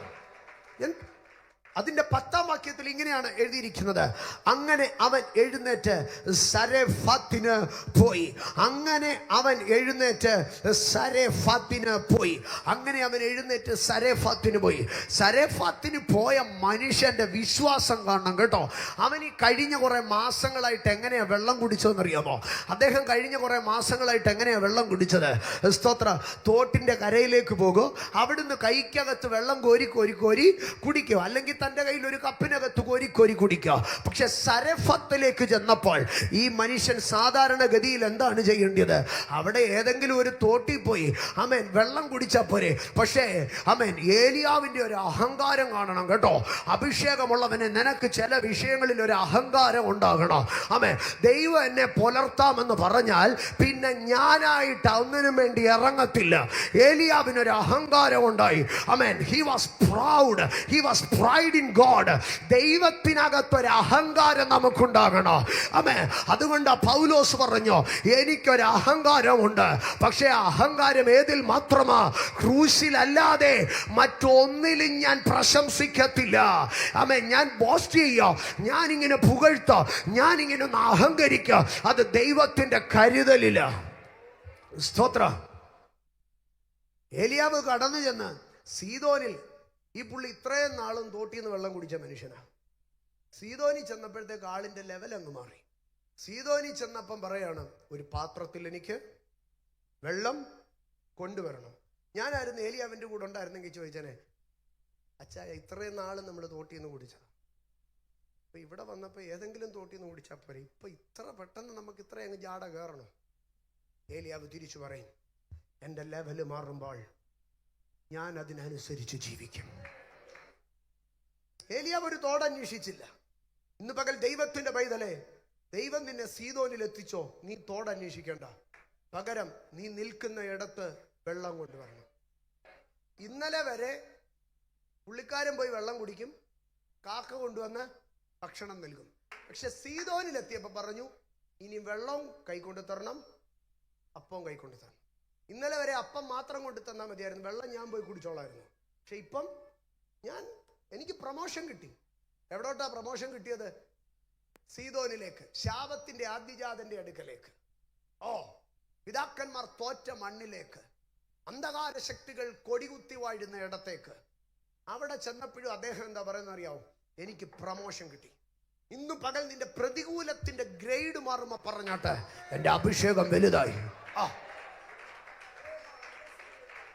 ഇന്നലെ വന്ന ശത്രുക്കളൊന്നും അല്ലല്ലോ ഇപ്പൊ വരുന്നത്. ഇന്നലെ പൊട്ടാഷ്യം തോക്കും കൊണ്ട് വന്നിട്ട്, ഇന്ന് കഴിഞ്ഞ വർഷമൊക്കെ പൊട്ടാഷ്യം തോക്കായിരുന്നു, പക്ഷെ കഴിഞ്ഞ മാസങ്ങളിലൊക്കെ അവൻ വലിയ AK-47 വരുന്നത്. ഇപ്പം തോണ്ടാ പീരങ്കിയുമായിട്ടാണ് കയറി വരുന്നത്. പിശാചിന് പോലും മനസ്സിലായി എൻ്റെ ലെവല് മാറിയെന്ന്, എൻ്റെ റാങ്ക് മാറിയെന്ന്. ഇന്ന് പകൽക്കാലം നിന്റെ പ്രതികൂലങ്ങൾ വർദ്ധിക്കുമ്പോൾ തിരിച്ചറിഞ്ഞാട്ട് എൻ്റെ അഭിഷേകത്തിന്റെ ലെവല് മാറി എന്നാണ് ദൈവം എന്നോട് പറയുന്നത്. 10 വർഷം മുമ്പുള്ള അതേ പ്രശ്നം, അതേ പോരാട്ടം, അതേ പ്രതിസന്ധി. അങ്ങനെയെങ്കിൽ ഞാനൊരു കാര്യം പറയാം, നിന്റെ അഭിഷേകത്തിന്റെ ലെവല് മാറിയിട്ടില്ല. You are on that old status. പക്ഷെ നിന്റെ ലെവല് മാറിയിട്ട്, പരീക്ഷയുടെ ലെവല് മാറിയിട്ടുണ്ടെങ്കിൽ, പ്രതിസന്ധിയുടെ ലെവല് മാറിയിട്ടുണ്ടെങ്കിൽ, നിനക്കെതിരെ നിൽക്കുന്നവർ പഴയ ആൾക്കാരല്ല, വലിയ പുള്ളികളാണ്, വലിയ പോർമുഖങ്ങളാണ് നിനക്കെതിരെ തുറന്നിട്ടിരിക്കുന്നതെങ്കിൽ തിരിച്ചറിഞ്ഞോട്ടെ, നിന്നെ പഴയ കയറുകൊണ്ട് കെട്ടിയാൽ ഒതുക്കാൻ കഴിയത്തില്ലെന്നോ, പഴയ പണി കൊണ്ട് നിന്നെ മെരിക്കാൻ പറ്റത്തില്ലെന്നും അറിഞ്ഞിട്ട്, നീ പഴയ ആളല്ല എന്ന് അറിഞ്ഞിട്ടാണ് അവൻ നിനക്ക് എതിരെ പുതിയ ആയുധവുമായി കടന്നു വരുന്നത്. Thank you Jesus, thank you Jesus. ആമേൻ. നമ്മുടെ ശത്രുക്കളുടെ ലെവല് വലുതാകണം, നമ്മുടെ പ്രതിസന്ധികളുടെ ലെവല് വലുതാകണം, നമ്മുടെ പോരാട്ടങ്ങളുടെ ലെവല് വലുതാകണം. അപ്പോഴേ നമ്മൾ വലുതായെന്ന് നമുക്ക് മനസ്സിലാകത്തുള്ളൂ. സ്തോത്രം. ഞാൻ വിഷയത്തിലേക്ക് വരികയാണ്, പുതിയ നിയമത്തിലേക്ക് വരികയാണ്. ഒരു അഭിഷക്തന്റെ നിയോഗം മാറണം, എങ്കിലേ അവൻ ദൈവത്തിന്റെ പ്രവർത്തികൾ കാണത്തുള്ളൂ. സഹോദരങ്ങളെ, അപ്പോസ്തല പ്രവർത്തികളുടെ പുസ്തകം 8-ാം അധ്യായത്തിലേക്ക് കടന്നു വരുമ്പോൾ അവിടെ സ്തെഫാനോസിന്റെ മരണത്തിനനന്തരം ചിതറിപ്പോയവർ കർത്താവിന്റെ വചനം പ്രസംഗിച്ചുകൊണ്ട് നടക്കുകയാണ്. അതിനകത്തൊരു മനുഷ്യനെ മാത്രം എടുത്തു പറയുകയാണ്, ഫിലിപ്പോസ് എന്ന് പറയുന്ന മനുഷ്യൻ. എൻ്റെ സഹോദരങ്ങളെ, മെസ്സയിൽ ശുശ്രൂഷ ചെയ്തതിൽ പരിശുദ്ധാത്മാവ് ജ്ഞാനമെന്നറിഞ്ഞ 7 പേരുണ്ടായിരുന്നു. പക്ഷേ അവരിൽ 2 പേര് മാത്രമാണ് അതിശക്തന്മാരായി വചനത്തിൽ ഇടം പിടിച്ചിരിക്കുന്നത്. ഒന്ന് സ്തെഫാനോസ്, 2 ഫിലിപ്പോസ്. ഈ ഫിലിപ്പോസിന്റെ ശുശ്രൂഷയിലേക്ക് കടന്നു വരുമ്പോൾ, സ്തോത്രം, ഫിലിപ്പോസിന്റെ ശുശ്രൂഷയുടെ ആദ്യ ഭാഗം എന്ന് പറഞ്ഞാൽ ശമര്യരുടെ അടുക്കൽ പോയി താൻ സുവിശേഷം പറയുകയാണ്. ശമര്യരുടെ അടുക്കൽ പോയി സുവിശേഷം പറയുകയും വീര്യപ്രവർത്തികൾ ചെയ്യുകയും ചെയ്യുകയാണ്. അങ്ങനെ വീര്യപ്രവർത്തികൾ ചെയ്തുകൊണ്ടിരുന്നപ്പോൾ 26-ാം വാക്യത്തിലേക്ക് വരുമ്പോൾ, ശമര്യരുടെ ഇടയിൽ ശുശ്രൂഷ ചെയ്തിട്ട് താൻ യെരൂശലേമിലേക്ക് മടങ്ങിപ്പോയി. ആ യെരൂശലേമിലേക്ക് മടങ്ങിപ്പോയി. താൻ ശമര്യയിലെ തൻ്റെ ശുശ്രൂഷ തീർന്നു. ആ യെരൂശലേമിലേക്ക് മടങ്ങിപ്പോയി. ആ മടങ്ങിപ്പോയ ആ ദിവസങ്ങളിൽ, ആ രാത്രികളിലൊന്നിൽ ദൈവം ഫിലിപ്പോസിന്റെ അടുക്കൽ വന്നിട്ട് പറഞ്ഞു, ഫിലിപ്പോസ്, നീ ഒന്ന് എഴുന്നേൽക്കണം. നീ ശമര്യയിൽ ശുശ്രൂഷിച്ചു, ശരിയാണ്. നീ അത്ഭുതങ്ങൾ ചെയ്തു, ശരിയാണ്. നിനക്കിന്നൊരു ശുശ്രൂഷയുണ്ട്. പക്ഷേ നീ ശുശ്രൂഷയുടെ ഈ ലെവലിൽ നിന്ന് നീ എന്ത് ചെയ്യണം? നീ ഒന്ന് എഴുന്നേൽക്കണം. ഇന്ന് പകൽക്കാലം ദൈവജനത്തോട്, അഭിഷക്ത പ്രഭുക്കന്മാരോട് ഞാൻ പറയുകയാണ്, നിനക്കൊരു ശുശ്രൂഷയുണ്ട്. നീ സുവിശേഷം പറയുന്നുണ്ട്, നീ അത്ഭുതങ്ങൾ ചെയ്യുന്നുണ്ട്, നീ ദൂതുകൾ പറയുന്നുണ്ട്. പക്ഷേ ഇപ്പോഴുള്ള നിന്റെ ശുശ്രൂഷ തലത്തിൽ നിന്ന് നീ ഒന്ന് എഴുന്നേൽക്കണം. നീ എഴുന്നേറ്റിട്ട് എന്ത് ചെയ്യണം? യെരൂശലേമിൽ നിന്ന് ഗസയ്ക്കുള്ള നിർജ്ജനമായ വഴിയിലേക്ക് പോവുക. ആമേൻ. ശുശ്രൂഷയിൽ എഴുന്നേറ്റിട്ട് എങ്ങോട്ടാണ് പോകുന്നത്? നിർജ്ജനതകളിലേക്ക്, ഏകാന്തതകളിലേക്ക് പോവുക. ഇന്ന് പകൽ ഞാൻ എൻ്റെ ദൈവജനത്തോട് പറയട്ടെ, ശുശ്രൂഷയുടെ വളർച്ച, അഭിഷേകത്തിന്റെ വളർച്ച കൂട്ടുകാരുടെ കൂടെയല്ല, ജീവിതത്തിന്റെ ഒറ്റപ്പെടലുകൾക്കകത്താണ്. ദൈവം ഫിലിപ്പോസിന്റെ അടുക്കൽ പറയുകയാണ്, ഫിലിപ്പോസ്, നിന്നെ ഒറ്റയ്ക്ക് നടത്താൻ പോവുകയാണ്. ഇന്ന് പകൽക്കാല ജീവിതത്തിന്റെ ചില ഒറ്റപ്പെടലുകളുടെ വാതിലുകൾ തുറന്നു നിൽക്കുമ്പോൾ, ഏകാന്തതയുടെ വാതിലുകൾ തുറന്നു നിൽക്കുമ്പോൾ, വിശ്വാസത്തോടെ കൈയടിച്ചത് സ്വീകരിച്ചാട്ട് അതെന്റെ ശുശ്രൂഷയുടെ അടുത്ത തലം തുറക്കുവാനാണ്. എവിടെയൊക്കെയോ നിന്നെ ശുശ്രൂഷയുടെ വഴികളിൽ ആരൊക്കെയോ ഒറ്റപ്പെടുത്തുന്നത് കാണുമ്പോൾ, കുടുംബത്തിൽ എവിടെയൊക്കെയോ നീ ഒറ്റപ്പെടുന്നത് കാണുമ്പോൾ, നീയും ദൈവവുമല്ലാതെ ആരുമില്ലാത്ത വഴിത്താരകളിൽ കൂടെ നിന്റെ കാലടികൾ ചലിക്കുമ്പോൾ, ഇത് പ്രതികൂലമെന്ന് നീ പറയരുത്, ഇത് പ്രതിസന്ധി എന്ന് നീ പറയരുത്. ഇത് നിന്റെ ശുശ്രൂഷയുടെ ഷിഫ്റ്റിന്റെ റൂട്ടാണ്. ഇത് നിന്റെ നിയോഗത്തിന്റെ ഷിഫ്റ്റിന്റെ റൂട്ടാണ്. അവനെ ദൈവം ഗസയ്ക്കുള്ള നിർജ്ജന വഴിയിൽ കൂടെ നിർജ്ജനതകളെ കൈയടിച്ച് സ്വീകരിച്ചാട്ട്, ഏകാന്തതകളെ കൈയടിച്ച് സ്വീകരിച്ചാട്ട്, ഒറ്റപ്പെടലുകളെ കൈയടിച്ച് സ്വീകരിച്ചാട്ട്, അത് ശുശ്രൂഷയുടെ ഷിഫ്റ്റാണ്. ഇന്ന് പകൽ ചില പ്രതികൂലങ്ങളെ നോക്കി ഞാൻ ആത്മാവിൽ ഉറക്ക വിളിച്ചു പറയുന്നു, U are in A shifting journey. ഇന്ന് പകൽ നിന്റെ ഒറ്റപ്പെടലുകളുടെ മേൽ പരിശുദ്ധാത്മാവ് ഇങ്ങനെ വിളിച്ചു പറയുന്നു, നീ ഒരു നിയോഗത്തിന്റെ കൈമാറ്റത്തിലാണ്, നീ ഒരു നിയോഗത്തിന്റെ തലം മാറുകയാണ്.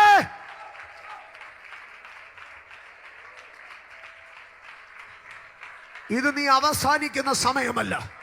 നിന്റെ നിർജ്ജനതകളിൽ നീ ഒതുങ്ങുന്ന സ്ഥലമല്ല, പകരം നിന്റെ നിയോഗത്തിന്റെ അടുത്ത ലെവലിലേക്ക് പോവുകയാണ്. നിർജ്ജനതകളിൽ കൂടി കടന്നുപോയ ഫിലിപ്പോസ് ഇപ്പോൾ ആരോടാണ് അടുത്ത ലെവലിൽ നിൽക്കുന്നതെന്ന് അറിയാമോ? യെരൂശലേമിൽ ഇരുന്ന മനുഷ്യൻ എത്യോപ്യയിലെ സർക്കാർ വെഹിക്കിളിൽ കയറുകയാണ്. ഇന്ന് പകൽക്കാലം ദൈവത്തിന്റെ പൈതലേ, ദൈവം ഫിലിപ്പോസിനെ ആമേൻ യെരൂശലേമിൽ നിന്ന് പൊക്കിയെടുത്തോ, ഏകാന്തതയിൽ കൂടെ നടത്തി. അടുത്തത് ഫിലിപ്പോസിനെ കാണുന്നത് എവിടെയാണെന്നറിയാമോ? അറിയാമോ? എത്യോപ്യയുടെ ഗവൺമെന്റ് വണ്ടിക്കകത്ത്, എത്യോപ്യയുടെ ലൈറ്റ് വെച്ച കാറിനകത്ത്, എത്യോപ്യയിലെ സൈന്യാധിപൻ, എത്യോപ്യയിലെ മന്ത്രിയുടെ കാറിനകത്ത്, ഗവൺമെന്റ് കാറിനകത്ത്, ബോർഡ് വെച്ച കാറിനകത്ത്, ബീക്കൺ ലൈറ്റ് വെച്ച കാറിനകത്ത് ഇപ്പൊ ഫിലിപ്പോസിനെ കയറ്റി ഇരുത്തിയിരിക്കുക. ഇന്ന് പകൽക്കാലം തിരിച്ചറിയണം, ചില ഏകാന്തതകളാണ് നിന്നെ അധികാരത്തിലേക്ക് കയറ്റുന്നത്. ചില ഏകാന്തതകളാണ് നിന്റെ വെഹിക്കിൾ മാറ്റുന്നത്. നീ ശമര്യയിൽ പ്രസംഗിച്ചാ പോരാ, നീ യെരൂശലേമിൽ ഇരുന്നാ പോരാ, നീ എത്യോപ്യയിലെ സർക്കാർ വണ്ടിക്കകത്ത് കയറണമെന്ന്. യെരൂശലേമിനും ശമര്യയ്ക്കും അപ്പുറം നിന്റെ മേൽ എത്യോപ്യയുടെ ഒരു നിയോഗം കിടക്കുമ്പോൾ, നിന്റെ മേൽ ശുശ്രൂഷയുടെ ഒരു ഹൈ ഷിഫ്റ്റ് കിടക്കുമ്പോൾ, ദൈവത്തിന് നിന്നെ അവിടെ എത്തിക്കാൻ ഗസയ്ക്കുള്ള നിർജ്ജന വഴിയേ ഉള്ളൂ.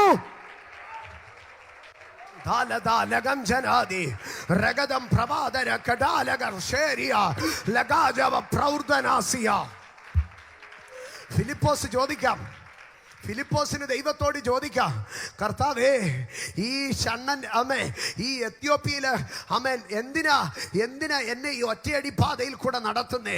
എന്തിനാ എന്നെ ഈ നിർജ്ജന വഴിയിൽ കൂടെ നടത്തുന്നേ? എന്തിനാ എന്നെ ഇങ്ങനെ ഒറ്റപ്പെടുത്തുന്നത്? ദൈവം തിരിച്ച് ഫിലിപ്പോസിന്റെ അടുക്കൽ പറയാ, മക്കളെ, എത്യോപ്യയിലെ ബീക്കൺ ലൈറ്റ് വെച്ച എത്യോപ്യയുടെ രാജാവിന്റെ വണ്ടിക്കകത്ത്, എത്യോപ്യയുടെ ഗവൺമെന്റ് വണ്ടിക്കകത്ത്, എത്യോപ്യയുടെ മന്ത്രിയുടെ വണ്ടിക്കകത്ത് നിന്നെ കയറ്റാൻ എനിക്ക് വേറെ വഴിയില്ലായിരുന്നോ? നിന്നെ എത്യോപ്യയിലെ വണ്ടിക്കകത്ത് കയറ്റണമെങ്കിൽ എനിക്ക് അതേ വഴിയുണ്ടായിരുന്നല്ലോ. ഇന്ന് പകൽക്കാല this was the only option for God. നിന്നെ എത്യോപ്യയിലെ ഗവൺമെന്റ് വണ്ടിക്കകത്ത് കയറ്റാൻ, കന്ദക്ക രാജ്ഞിയുടെ ഷണ്ണന്റെ വണ്ടിക്കകത്ത് കയറ്റാൻ ദൈവത്തിന് ഒറ്റയടി പാതയെ ഉണ്ടായിരുന്നുള്ളൂ. Larbala hardana ralgada rakatani ralsatal baradia arthala jaradhara. ഇന്ന് പകൽ നിന്റെ പ്രതികൂലങ്ങളെ നോക്കിയിട്ട് പറ, നീ ഒന്ന് എഴുന്നേറ്റാൽ. ഫിലിപ്പോസേ, ഒന്ന് എഴുന്നേറ്റേ, നീ ഒന്ന് ഒറ്റയടി പാതയിലേക്ക് പോയേ. എന്റെ സഹോദരങ്ങളെ, ദൈവത്തിന്റെ നിയോഗം മാറുന്നതിന് മുമ്പേ ഒരു വല്ലാത്ത സീസൺ ജീവിതത്തിൽ കടന്നു വരും. പൗലോസിന്റെ ശുശ്രൂഷയുടെ ഏറ്റവും വലിയ ഹൈ എൻഡ് വാഗ്ദത്തം എന്ന് പറഞ്ഞാൽ, അന്നത്തെ ലോകം മുഴുവൻ ഭരിക്കുന്നത് ആരാണ്? റോമക്കാര. റോമൻ ചക്രവർത്തിയായ കൈസർ. മാനുഷിക വീക്ഷണത്തിൽ ലോകത്തിൽ ഏറ്റവും വലിയ മനുഷ്യനാരാന്ന്? കൈസറ. ഈ കൈസറുടെ മുഖത്തോട് മുഖം നോക്കി നിന്ന് നീ കർത്താവിന്റെ വചനം പ്രസംഗിക്കുമെന്ന് പൗലോസിനൊരു വാഗ്ദത്തം കിട്ടി. എന്റെ സഹോദരങ്ങളെ, സാധാരണ ശുശ്രൂഷ മേഖലയിൽ നിന്നു ചന്തക്കകത്തിട്ട് അടിച്ച് വഴി കൂടെ വലിച്ചഴച്ച് പൗലോസിനെയും ശീലാസിനെയും കാരാഗ്രഹത്തിൽ കൊണ്ടിട്ടു. നേരം വെളുക്കുന്നതിന് മുമ്പ് കാരാഗ്രഹം തുറന്നു. അർദ്ധരാത്രിക്ക് അത് തുറന്നു. മറ്റൊരിക്കൽ കുട്ട വഴി തന്നെ ഇറക്കി വിട്ടു. പക്ഷേ കൈസറെ കാണുന്നതിന് മുമ്പ് 3 വർഷം പൗലോസ് കാരാഗ്രഹത്തിൽ കിടന്നു. ഫെസ്തോസ് വന്നു, ഫേലിക്സ് വന്നു, അഗ്രിപ്പ വന്നു. പക്ഷേ പൗലോസിന്റെ കാരാഗ്രഹം തുറന്നില്ല. നമ്മളാണ് പറഞ്ഞ, പണ്ടൊക്കെ ഞാൻ പ്രാർത്ഥിച്ച അപ്പോ ദൈവം പ്രവർത്തിക്കുമായിരുന്നു. പക്ഷെ ഇപ്പൊ എന്താണെന്നറിയത്തില്ല, ദൈവം പ്രവർത്തിക്കുന്നില്ല. പണ്ട് ദൈവം പ്രവർത്തിച്ചത് നിന്റെ ശുശ്രൂഷയുടെ സാധാരണ സ്റ്റെപ്പായിരുന്നു. പക്ഷെ ഈ 3 വർഷത്തെ പ്രതിസന്ധിക്കപ്പുറം പൗലോസ് ശുശ്രൂഷ ചെയ്യാൻ പോകുന്നത് കൈസറുടെ മുമ്പിലാണ്. നിന്റെ ശുശ്രൂഷ വേറെ ലെവലിലാണ് ഇനി കത്താൻ പോകുന്നത്. അതുകൊണ്ടൊരു 3 വർഷത്തെ പ്രിപ്പറേഷൻ പീരീഡ്. ഈ 3 വർഷത്തിൽ പൗലോസ് ആകെ സുവിശേഷം വ്യക്തമായി പറഞ്ഞത് ഫെസ്തോസ്, ഫേലിക്സ്, അഗ്രിപ്പ. 3 ആരായിരുന്നു? രാജ്യത്തിന്റെ ഗവർണർമാരാണ്.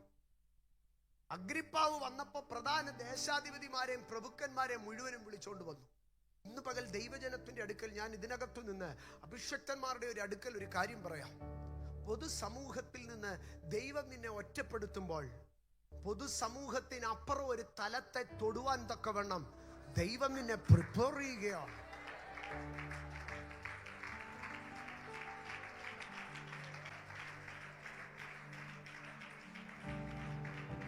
ഇനി അവിടെ നിന്ന് പൗലോസ് ഒരു യാത്രയ്ക്ക് പുറപ്പെട്ടു. അദ്രിയക്കടലിൽ അലക്സാണ്ട്രിയ കപ്പൽ ആടി ഉലഞ്ഞ് അവസാനം മണൽത്തിട്ടയിൽ ഇടിച്ച് നങ്കൂര വറുത്ത് ചുക്കാന്റെ കെട്ടഴിച്ച് പായ അഴിച്ചു വിട്ട് തലകുത്തി മറിഞ്ഞ് അവസാനം കപ്പൽ പൊളിഞ്ഞു. മാൾട്ടയിലെത്തി തീ കായാനിരുന്നിടത്ത് അണലി കയറിക്കൊത്തി. പ്രതികൂല ഇതുപോലെ കഷ്ടകാലം പിടിച്ച് ഒരു മനുഷ്യനുണ്ടോ എന്ന് തോന്നത്തക്കവണ്ണം. പക്ഷെ ഇതൊക്കെ ഏതിന് തൊട്ടു മുമ്പായിരുന്നു? കൈസറുടെ മുമ്പിൽ നിൽക്കുന്നതിന് മുമ്പായിരുന്നു. പ്രതികൂലവും പ്രതിസന്ധിയും ഒരു തലയ്ക്ക് മുകളിൽ പോകുമ്പോൾ അറിഞ്ഞുകൊള്ളണം, വാഗ്ദത്തം ദേ വാതിൽക്കൽ നിൽക്കുകയാണ്. ഗസയ്ക്കുള്ള നിർജ്ജന വഴിയിൽ ദൈവം ഫിലിപ്പോസിനെ നടത്തി. ഫിലിപ്പോസ് എന്ന് ഷണ്ണന്റെ അടുക്കൽ വചനത്തെ വ്യാഖ്യാനിച്ചു കൊടുത്തു. വചനത്തെ വ്യാഖ്യാനിച്ചു കൊടുത്തു. വെള്ളത്തിൽ ഇറങ്ങി സ്നാനപ്പെടുത്തി. അടുത്ത ഭാഗം ഇങ്ങനെയാണ് എഴുതിയിരിക്കുന്നത്. അപ്പോസ്തല പ്രവൃത്തികളുടെ പുസ്തകം 8-ാം അധ്യായം അതിന്റെ 40-ാം വാക്യം.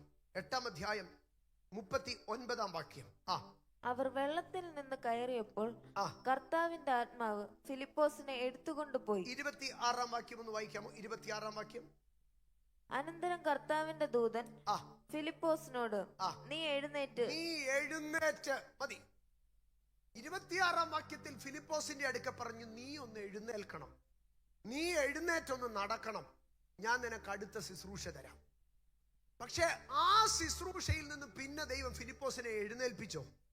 ഇല്ല. വെള്ളത്തിൽ നിന്ന് കയറിയ ഉടനെ ആത്മാവ് ഫിലിപ്പോസിനെ എടുത്തുകൊണ്ടുപോയി. ഇന്ന് നീ എഴുന്നേറ്റാൽ നാളെ ആത്മാവ് നിന്നെ എടുത്തുകൊണ്ടുപോകും.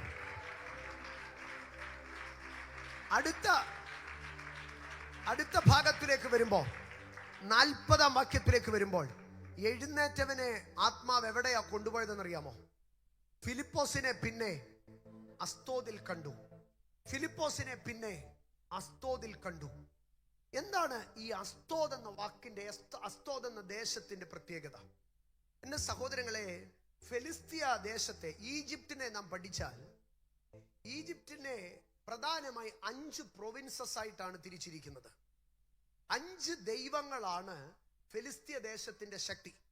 യോശുവയുടെ പുസ്തകം 13-ാം അധ്യായത്തിലേക്ക് വരുമ്പോൾ നമുക്കത് കാണാൻ കഴിയും. ഫെലിസ്തീയ ദേശത്തിന്റെ പവർ എന്ന് പറയുന്നത് 5 സ്ഥലങ്ങളാണ്, 5 ദൈവങ്ങളാണ്. അവിടെയൊക്കെ നാം ശ്രദ്ധിക്കുമ്പോൾ 13-ാം അധ്യായം അതിന്റെ 3-ാം വാക്യം, ഗസാത്യൻ, അസ്തോദ്യൻ, അസ്കലോന്യൻ, ഗിത്യൻ, എക്രോന്യൻ എന്നീ 5 ഫെലിസ്തീയ പ്രഭുക്കന്മാർ. അപ്പം ഈജിപ്തിനെ സംരക്ഷിക്കുന്നത് 5 പിശാചുക്കളാണ്. അതിൽ ഒരു പിശാചിന്റെ സ്ഥലം പേരാണ് ഏത്? അസ്തോദ്. ഈ അസ്തോദ്യന്റെ കുടിയിരിപ്പ് സ്ഥലമാണ് ഏത്? അസ്തോദ്.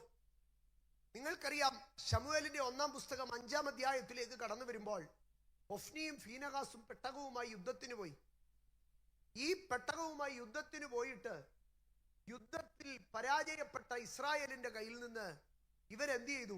ഈ പെട്ടകം പിടിച്ചോണ്ടുപോയി. കൊണ്ടുപോയ പെട്ടകം എവിടെയാണ് വെച്ചത്? 1 ശമൂവേൽ 5:1. ആ പെട്ടകം കൊണ്ടുപോയി ഏബനേസറിൽ നിന്ന് അസ്തോദിലേക്ക് കൊണ്ടുപോയി. ഞാൻ പറഞ്ഞു വരുന്നതിന്റെ സാരം, ദൈവം ഫിലിപ്പോസിന്റെ അടുക്കൽ പറയുക, നീ ഒന്ന് എഴുന്നേൽക്കണം. കാരണം എനിക്ക് നിന്നെ എവിടേക്ക് കൊണ്ടുപോകണം? അസ്തോദിലേക്ക് കൊണ്ടുപോകണം. ഇന്നലെ എന്റെ പെട്ടകം പിടിച്ചുകൊണ്ടുപോയി പൂട്ടിവെച്ച ഒരു സ്ഥലമുണ്ട്. അസ്തോദിനെ കുറിച്ച് ഫെലിസ്തീയർക്ക് അത്രയ്ക്ക് അഹങ്കാരമാണ്. ദൈവത്തിന്റെ പെട്ടകത്തെ പൂട്ടിവെക്കാൻ കഴിയുന്ന സ്ഥലമാണ് അസ്തോദ് എന്നാണ് ഇവൻ ചിന്തിക്കുന്നത്. മന്ത്രവാദത്തിന്റെ പൈശാചിക പ്രവർത്തികളുടെ ഈറ്റില്ലമായിരിക്കുന്ന അസ്തോദ്. ഈ അസ്തോദിലേക്ക് ഫിലിപ്പോസിനെ കൊണ്ടുപോകാൻ തക്കവണ്ണം ദൈവം എന്ത് ചെയ്യുകയാണ്? കർത്താവിന്റെ ദൂതൻ ഫിലിപ്പോസിനോട് നീ ഒന്ന് എഴുന്നേൽക്കാൻ പറയുകയാണ്. ഇന്ന് ഈ ഉപവാസ പ്രാർത്ഥനയുടെ അവസാന ദിവസങ്ങളിൽ ഞാൻ എൻ്റെ ദൈവമക്കളെ അടുക്കൽ ചോദിക്കുകയാണ്, നിങ്ങളൊന്ന് എഴുന്നേൽക്കാമോ? നിങ്ങളൊന്ന് എഴുന്നേൽക്കാമോ? എന്തിനു വേണ്ടി? എനിക്ക് അസ്തോദിൽ ഒരു ശുശ്രൂഷയുണ്ട്. എനിക്ക് സീദോനിൽ ഒരു ശുശ്രൂഷയുണ്ട്. സീദോനിലേക്കും അസ്തോദിലേക്കും കയറി പോകുന്നുവെങ്കിൽ മാത്രമേ എന്ത് ചെയ്യാൻ കഴിയത്തുള്ളൂ? ഏലിയാവിന് നന്മ പ്രാപിക്കാൻ കഴിയത്തുള്ളൂ. ഞാൻ വേഗത്തിൽ വചന ശുശ്രൂഷ അവസാനിപ്പിച്ച് ദൈവ സാന്നിധ്യത്തിലേക്ക് കയറുവാൻ ആഗ്രഹിക്കുകയാണ്. അതുകൊണ്ടാണ് ഞാൻ ഇതിങ്ങനെ സാവകാശം പറഞ്ഞു പോകുന്നത്. നിങ്ങളുടെ മനസ്സിനകത്തൊന്ന് ഉൾക്കൊള്ളുക. ദൈവം ഏലിയാവിന്റെ അടുക്കൽ പറയുകയാണ്, നീ എഴുന്നേറ്റ് സീദോനിലേക്ക് പോവുക. ദൈവം ഫിലിപ്പോസിന്റെ അടുക്കൽ പറയുകയാണ്, നീ എഴുന്നേറ്റ് അസ്തോദിലേക്ക് പോവുക. ഈ നാളുകളിൽ ദൈവജനം അവരുടെ മഹത്വത്തെ പ്രാപിക്കുവാൻ പൈശാചിക മണ്ഡലങ്ങളുടെ അകത്തേക്ക് ഒന്ന് എഴുന്നേറ്റ് പോകേണ്ട ആവശ്യകതയുണ്ട്. വരുവീൻ, നമുക്ക് സീദോനിലേക്ക് പോകാം. വരുവീൻ, നമുക്ക് അസ്തോദിലേക്ക് പോകാം. സഭയൊന്ന് എഴുന്നേൽക്കേണ്ട സമയമാണ്. രണ്ടാമത്തെ ഭാഗത്തിലേക്ക് ഞാൻ കടന്നു വരാം. ഏലിയാവ് എഴുന്നേൽക്കുന്നു എന്നുള്ളതാണ് വിഷയം. ഏലിയാവ് എഴുന്നേൽക്കുന്നു. എവിടെയാണ് ഏലിയാവ് എഴുന്നേൽക്കുന്നത്?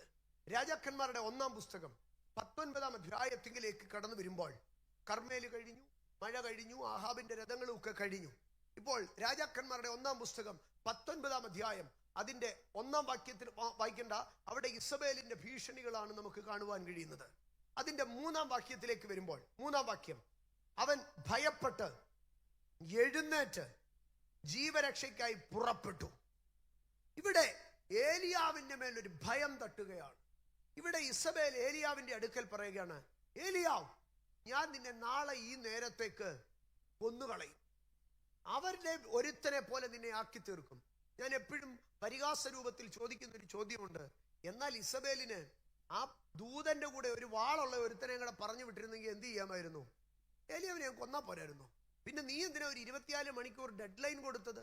അതിന്റെ ആവശ്യമില്ലല്ലോ. നിനക്കത്ര കഴിവുണ്ടെങ്കിൽ ഭീഷണിയൊന്നും മുഴക്കാതെ അങ്ങ് വെട്ടിയിട്ട് പോരായിരുന്നോ? ചെന്ന് ദൂത് പറഞ്ഞോണ്ട് ഒരാൾ ദൂത് പറയുന്നു, മറ്റേ ആൾ വെട്ടുന്നു. നീ എന്തിനാ ഈ ടൈം ലൈൻ കൊടുക്കാൻ പോകുന്നേ? നീ എന്തിനാ ഈ ഡെഡ് ലൈൻ കൊടുക്കുന്നേ? ഇന്ന് പകൽ ഞാൻ അതിനകത്തു നിന്നൊരു കാര്യം പറയാം. കൊല്ലാനാവുമായിരുന്നെങ്കിൽ അവൾ അന്നേരെ കൊന്നേരെ. കൊല്ലാൻ പറ്റാത്തത് കൊണ്ടാണ് എന്ത് ചെയ്യുന്നത്? ഭീഷണി മുഴക്കുന്നത്. ഓട്ടെ എൻ്റെ സഹോദരങ്ങളെ, ഈ ഒരു പ്രതിസന്ധിയുടെ ഘട്ടത്തിൽ ഭീഷണികൾ കടന്നു വരുമ്പോൾ, മനസ്സിനെ അധൈര്യപ്പെടുത്തുന്ന പോരുകൾ കടന്നു വന്നപ്പോൾ ഏലിയാവ് എന്ത് ചെയ്യുകയാണ്? എഴുന്നേൽക്കുകയാണ്.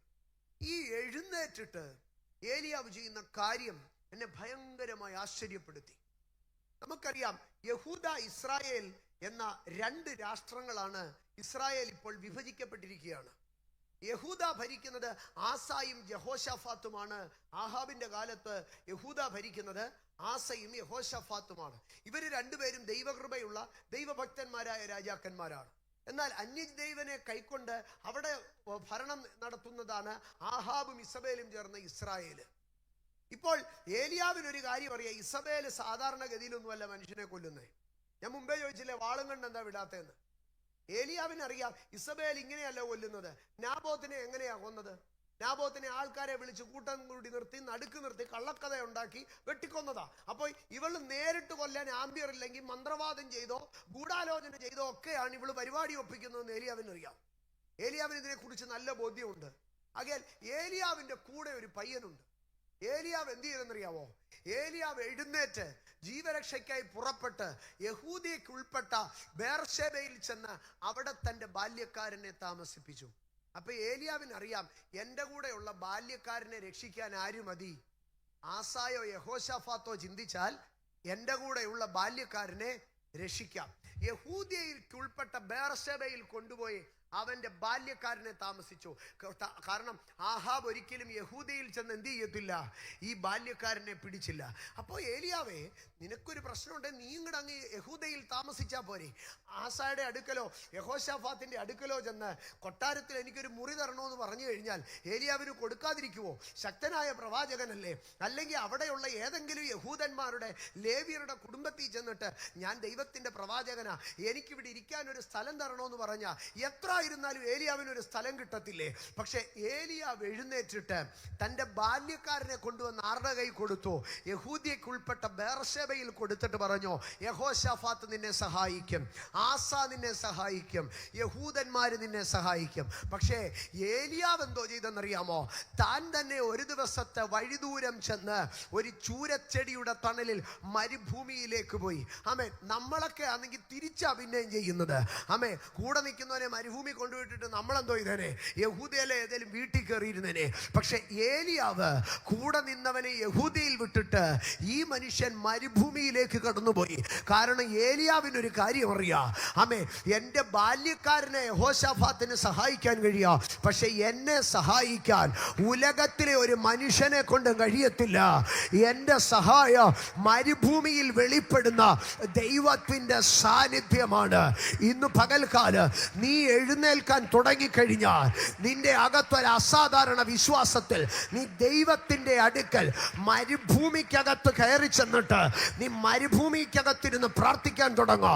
ഈ ഉപവാസ പ്രാർത്ഥനയിൽ നീ വാസ്തവമായിട്ടൊന്ന് എഴുന്നേറ്റാൽ, ഈ ഉപവാസ പ്രാർത്ഥനയിൽ നീ ഒന്ന് എഴുന്നേറ്റാൽ, പിന്നെ നീ ഒരു മനുഷ്യന്റെ അടുക്കലോ നിന്റെ സാമ്പത്തിക ആവശ്യം പറയത്തില്ല, ഒരു മനുഷ്യന്റെ അടുക്കലോ നിന്റെ കുടുംബത്തിന്റെ ആവശ്യം പറയത്തില്ല, ഒരു മനുഷ്യന്റെ അടുക്കലോ നിന്റെ ജോലിയുടെ ആവശ്യം പറയത്തില്ല. നീ ആരുടെ അടുക്കലേ പറയത്തുള്ളൂ? ദൈവത്തിന്റെ അടുക്കലേ. ജീസസ്. ഏലിയാവ് തൻ്റെ കൂടെയുള്ള ബാല്യക്കാരൻ്റെ അഭിഷേകവും ഒക്കെ നോക്കിയിട്ട് പറയാം, മോനെ നിന്നെ സഹായിക്കാൻ യഹോശാഫാത്ത് മതി. അപ്പോൾ അപ്പച്ചനെയോ, ഇല്ല എൻ്റെ അഭിഷേകം വേറെയാ, എന്നെ യഹോശാഫാത്തിനും ആസായിക്കോ ആർക്ക് സഹായിക്കാൻ കഴിയത്തില്ല. എൻ്റെ സഹായ ആകാശത്തെ ഭൂമിയെ ഉണ്ടാക്കിയ യഹോവയിൽ നിന്ന്. ഇന്ന് പകൽക്കാല് നീ എഴുന്നേക്കാൻ തുടങ്ങിക്കഴിഞ്ഞാൽ ഒരസാധാരണ ധൈര്യം വരും. എന്നെ സംരക്ഷിപ്പാൻ ദൈവത്തിൻ്റെ ദൂതന്മാർക്ക് മരുഭൂമിയെ കഴിയത്തുള്ളൂ. നീ എഴുന്നേൽക്കാൻ തുടങ്ങിയാൽ മരുഭൂമി നിനക്ക് സംരക്ഷണ സ്ഥലമാകും. നീ എഴുന്നേൽക്കാൻ തുടങ്ങിയാൽ ദൂതന്മാർ. സ്തോത്രം. ആമേൻ. ആസായുടെ യഹോശാഫാത്തിന്റെ അടുക്കൽ ബാല്യക്കാരനെ പറഞ്ഞു വിട്ടിട്ട് അദ്ദേഹം പോയി മരുഭൂമിയിൽ ഇരിക്കുക. അദ്ദേഹത്തിനൊരു ഉറപ്പുണ്ട്, ആമേൻ, എന്നെ ആസായിക്കും യഹോശാഫാത്തിനും സംരക്ഷിക്കാൻ കഴിയത്തില്ല. എന്നെ സംരക്ഷിക്കാൻ കഴിയുന്നത് മരുഭൂമിയിൽ ഇസ്രായേലിനെ സംരക്ഷിച്ച ദൈവമാണ്. എൻ്റെ സഹോദരങ്ങളെ, ഇസ്രായേലിൽ താമസിച്ചാൽ ആരെ മാത്രം പേടിച്ചാൽ മതി? ഇസബേലിനെ മാത്രം പേടിച്ചാൽ മതി. ഇനിയും യഹൂദയിൽ പോയാൽ ആരെയും പേടിക്കണ്ട.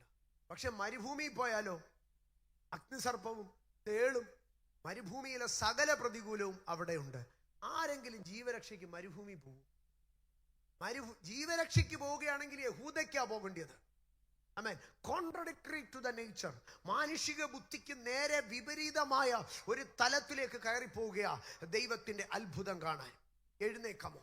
ഇന്ന് പകൽക്കാലം എത്ര പേർക്ക് ദൈവസന്നിധിയിൽ ഒരത്ഭുതത്തിന് വേണ്ടി എഴുന്നേൽക്കാൻ താല്പര്യമുണ്ട്? ഞാനൊരു 2-3 ഭാഗങ്ങളെ ഏലിയാവ് എഴുന്നേറ്റ ഈ ഒരു സബ്ജക്റ്റ് എടുത്തത് കൊണ്ട് ഞാൻ പറഞ്ഞിട്ട് പ്രാർത്ഥനയിലേക്ക് കയറാം. 19-ാം അധ്യായത്തിൽ 1:17-ാം അധ്യായത്തിൽ ഏലിയാവ് എഴുന്നേൽക്കുന്നു. 2:19-ാം അധ്യായത്തിൽ ഏലിയാവ് എഴുന്നേൽക്കുന്നു. 3:21-ാം അധ്യായത്തിലേക്ക് കടന്നു വരുമ്പോൾ 21-ാം അധ്യായത്തിൽ അവിടെ 2 പേർ ഒരുപോലെ എഴുന്നേൽക്കുകയാണ്. ഒന്ന്, ഇസബേല് ആഹാബിനെ എഴുന്നേൽപ്പിക്കുക. 21-ാം അധ്യായം 15-ാം വാക്യത്തിൽ ഇസബേല് ആഹാബിന്റെ അടുക്കൽ പറയാം, ആഹാബേ നീ എഴുന്നേക്ക്, നീ എഴുന്നേറ്റ് നാബോത്തിന്റെ മുന്തിരിത്തോട്ടത്തെ എന്ത് ചെയ്യണം? നീ കൈവശമാക്കണം. ഇസബേല് ആഹാബിനെ എഴുന്നേൽപ്പിക്കുക, നീ എഴുന്നേക്ക്, നീ എഴുന്നേക്ക്. നിങ്ങൾ ഇത് 2 പിക്ചറിനെ, നിങ്ങൾ ഇതിനെ 2 ഭാഗമായി പിക്ചറൈസ് ചെയ്യണം. ഒരിടത്ത് ഇസ്രായേലിന്റെ രാജാവിനെ ഇസബേൽ എഴുന്നേൽപ്പിക്കുക. പക്ഷേ അതിൻ്റെ 18-ാം വാക്യത്തിലേക്ക് വരുമ്പോൾ നമുക്ക് കാണുവാൻ കഴിയുന്നത്, സ്തോത്രം, ആമേൻ, ദൈവത്തിന്റെ യഹോവയുടെ അരുളപ്പാട് തിശ്ബിനായ ഏലിയാവിനുണ്ടായതെന്നാൽ, നീ എഴുന്നേറ്റ് ശമര്യയിലെ ഇസ്രായേൽ രാജാവായ ആഹാബിനെ എതിരേൽക്കാൻ ചെല്ലുക. ഇപ്പൊ 2 പേരെ എഴുന്നേൽപ്പിക്കുക. ആഹാബിനെ എഴുന്നേൽപ്പിക്കുന്നത് ആരാ? സീദോന്യ രാജ്ഞിയായ ഇസബേല്. അതേസമയം ദൈവം അപ്പുറത്ത്, ആമേൻ, ഏലിയാവിനെ എഴുന്നേൽപ്പിക്കുന്നത് ആരാ?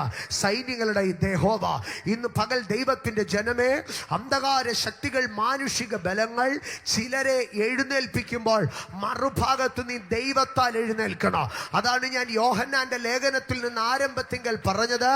ഇത് അന്ത്യനാഴികയാകുന്നുവെന്ന് എന്നറിഞ്ഞ് സാത്താന്യ ശക്തികൾ എഴുന്നേൽക്കാൻ തുടങ്ങുമ്പോൾ അതിനകത്തൊരു ദൈവസഭ എത്രമാത്രം എഴുന്നേൽക്കേണ്ട ആവശ്യകതയുണ്ട്. കണ്ടോ, ഇവിടെ ആഹാബിനെ എഴുന്നേൽപ്പിക്കുന്നത് എന്തിനാണെന്നറിയാമോ? ചില അന്യായമായത് കൈവശമാക്കാൻ ആഹാബിനെ എഴുന്നേൽപ്പിക്കുമ്പോൾ ദൈവം ഏലിയാവിനെ എഴുന്നേൽപ്പിക്കുകയാണ്. എന്തിനു വേണ്ടി എന്നറിയാമോ? അതിന്റെ 19-ാം വാക്യത്തിൽ അന്യായമായി ചിലത് കൈവശമാക്കാൻ ചെല്ലുന്നവനെ തടഞ്ഞു നിർത്തി ദൈവത്തിന്റെ ന്യായവിധി ചില അന്യായങ്ങളുടെ നേരെ, ചില അന്യായ ശക്തികളുടെ നേരെ ദൈവത്തിന്റെ ന്യായവിധിയെ തൊടുത്തുവിടുവാൻ ദൈവത്തിന്റെ ന്യായപാലകനായി, as the judge of God, ദൈവത്തിന്റെ ന്യായാധിപനായി നീ അങ്ങോട്ട് ചെല്ലാൻ ദൈവം ഏലിയാവിന്റെ അടുക്കൽ പറയാം, ഏലിയാവ് നീ എഴുന്നേക്ക്. അവിടെ ഒരുത്തൻ എഴുന്നേറ്റേക്കുവാ. എന്തിനാ എഴുന്നേറ്റേക്കുന്നേ? അന്യായമായി ചിലത് കൈവശമാക്കാൻ. ഞാൻ നിന്നെ എഴുന്നേൽപ്പിക്കുക, അവൻ അന്യായം ചെയ്യാതിരിക്കാൻ. കണ്ടോ, അന്യായം ചെയ്യാൻ ആഹാബ് എഴുന്നേൽപ്പിക്കപ്പെടുമ്പോൾ ദൈവം ഇവിടെ എഴുന്നേൽപ്പിക്കുക അവനെ കൊണ്ട് അന്യായം ചെയ്യിപ്പിക്കാതിരിക്കാൻ. നാം എഴുന്നേറ്റാൽ അന്യായങ്ങൾ ചെയ്യാൻ കഴിയാതെ വണ്ണം ശത്രുവിനെ തടയാൻ കഴിയും. സ്തോത്രം. ഇനി അടുത്തത് രാജാക്കന്മാരുടെ 2-ാം പുസ്തകത്തിലേക്ക് കടന്നു വരുമ്പോൾ, രാജാക്കന്മാരുടെ 2-ാം പുസ്തകം 1-ാം അധ്യായം. ആഹാബ് മരിച്ചു. ആഹാബിന്റെ മകനായ അഹസ്യാവ് രാജാവായി വീടിന്റെ മുകളിലത്തെ നില കയറി താന് ജനലിൽ കൂടെ എല്ലാം ഇങ്ങനെ കണ്ടുകൊണ്ടിരിക്കുകയായിരുന്നു. അവന്റെ അമ്മ പണ്ട് മേളിൽ നിന്ന് താഴെ വീണതാ. ഇപ്പോൾ അഹസ്യാവിനും എന്ത് സംഭവിച്ചു? കിളിവാതിലിൽ കൂടെ താഴെ വീണ് ദീനം പിടിച്ച് എഴുന്നേക്കാൻ വയ്യ, കട്ടിലേ കിടപ്പാ. ഞാൻ മുൻപേ ഫെലിസ്ത്യയിലെ 5 പ്രഭുക്കന്മാരുടെ പേര് പറഞ്ഞു. അതിലെ ഒരു ദേവനായിരുന്നു എക്രോൻ. ഗസാത്യർ, അസ്തോദ്യർ തുടങ്ങിയ 5 ഫെലിസ്ത്യ ദൈവങ്ങളിൽ ഒന്നാണ് എക്രോൻ. ഈ പെട്ടകം പിന്നെ കൊണ്ടുപോകുന്നത് എക്രോനിലേക്കാണ്. അപ്പൊ ഈ എക്രോനിലെ ദേവന്റെ അടുക്കലേക്ക് അഹസ്യാവ് തന്റെ ദൂതന്മാരെ അയച്ചിട്ട് എക്രോനിലെ ദേവനായ ബാൽസബൂബിന്റെ അടുക്കൽ ചോദിക്കാൻ വരികയാണ്, എനിക്ക് സൗഖ്യം വരുവോ ഇല്ലയോ എന്ന് ഒന്ന് അറിഞ്ഞിട്ട് വരണം.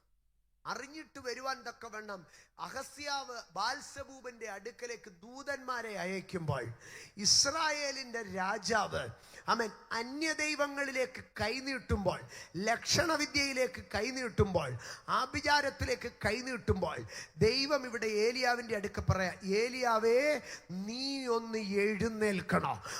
2 രാജാവ് 1:3 പറയുകയാണ്, നീ എഴുന്നേറ്റിട്ട് ശമര്യ രാജാവിന്റെ ദൂതന്മാരെ വഴി തടഞ്ഞു നിർത്തിയിട്ട് ചോദിക്കണം, എന്റെ ദൈവത്തെ വിട്ട് നീ എവിടെ പോവുകയാണ്? എക്രോനിലേക്ക് നീ എന്തിനാ പോകുന്നത്? എന്റെ ദേശത്തിൽ അന്യദൈവ ശക്തികളെ ഞാൻ അനുവദിക്കത്തില്ലെന്ന് പറഞ്ഞ് ദൈവത്തെ വിട്ട് അകന്നു പോകുന്നവരെ തടയാൻ തക്കവണ്ണം നീ ഒന്ന് എഴുന്നേൽക്കണം. ദൂതന്മാര് തിരിച്ചു വന്നപ്പോ അഹസ്യാവ് ചോദിച്ചു,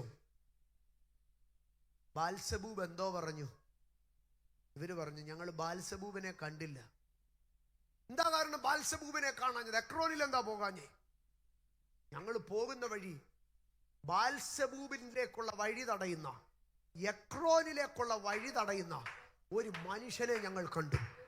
എഴുന്നേറ്റൊരുത്തം വരിക, ഞങ്ങളെ ബാൽസബൂബിലേക്ക് പോകാൻ സമ്മതിച്ചില്ല, ഞങ്ങളെ എക്രോനിലേക്ക് പോകാൻ സമ്മതിച്ചില്ല.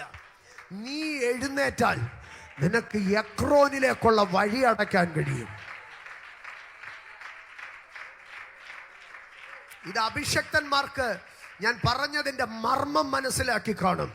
എക്രോനിലേക്കുള്ള വഴി അടയ്ക്കുന്ന ഏലിയാവ്, ബാൽസെബൂബിലേക്കുള്ള വഴി അടയ്ക്കുന്ന ഏലിയാവ്, ചില ദുർശക്തികളുടെ അടുക്കലേക്കുള്ള നടയടപ്പിക്കാൻ, അവന്റെ വഴി അടപ്പിക്കാൻ ഒരു ഏലിയാവ് ഈ കാലഘട്ടത്തിൽ ആവശ്യമാണ്. നീ ഒന്ന് എഴുന്നേറ്റാൽ പിന്നെ എക്രോനിലേക്ക് ഒരുത്തം കയറത്തില്ലെന്ന്.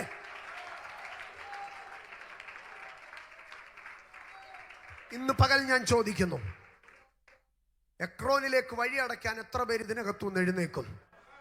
ഇനിയും ബാൽസബൂബിന്റെ അവിടോട്ട് ഞങ്ങളുടെ വീട്ടിൽ നിന്ന് ആരും പോകത്തില്ല. ഇനിയും ബാൽസബൂബിന്റെ അടുക്കലേക്ക് ഞങ്ങളുടെ നാട്ടിൽ നിന്ന് ആരും പോകത്തില്ല. എക്രോനിലേക്കുള്ള വഴി ഞങ്ങൾ അടയ്ക്കും.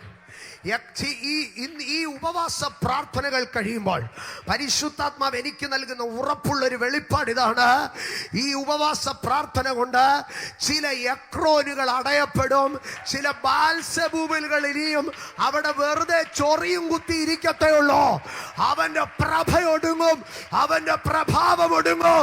ദേശാന്തകാര ശക്തികൾ ഇതിനകത്ത് ബ്രേക്ക് ആകട്ടെ.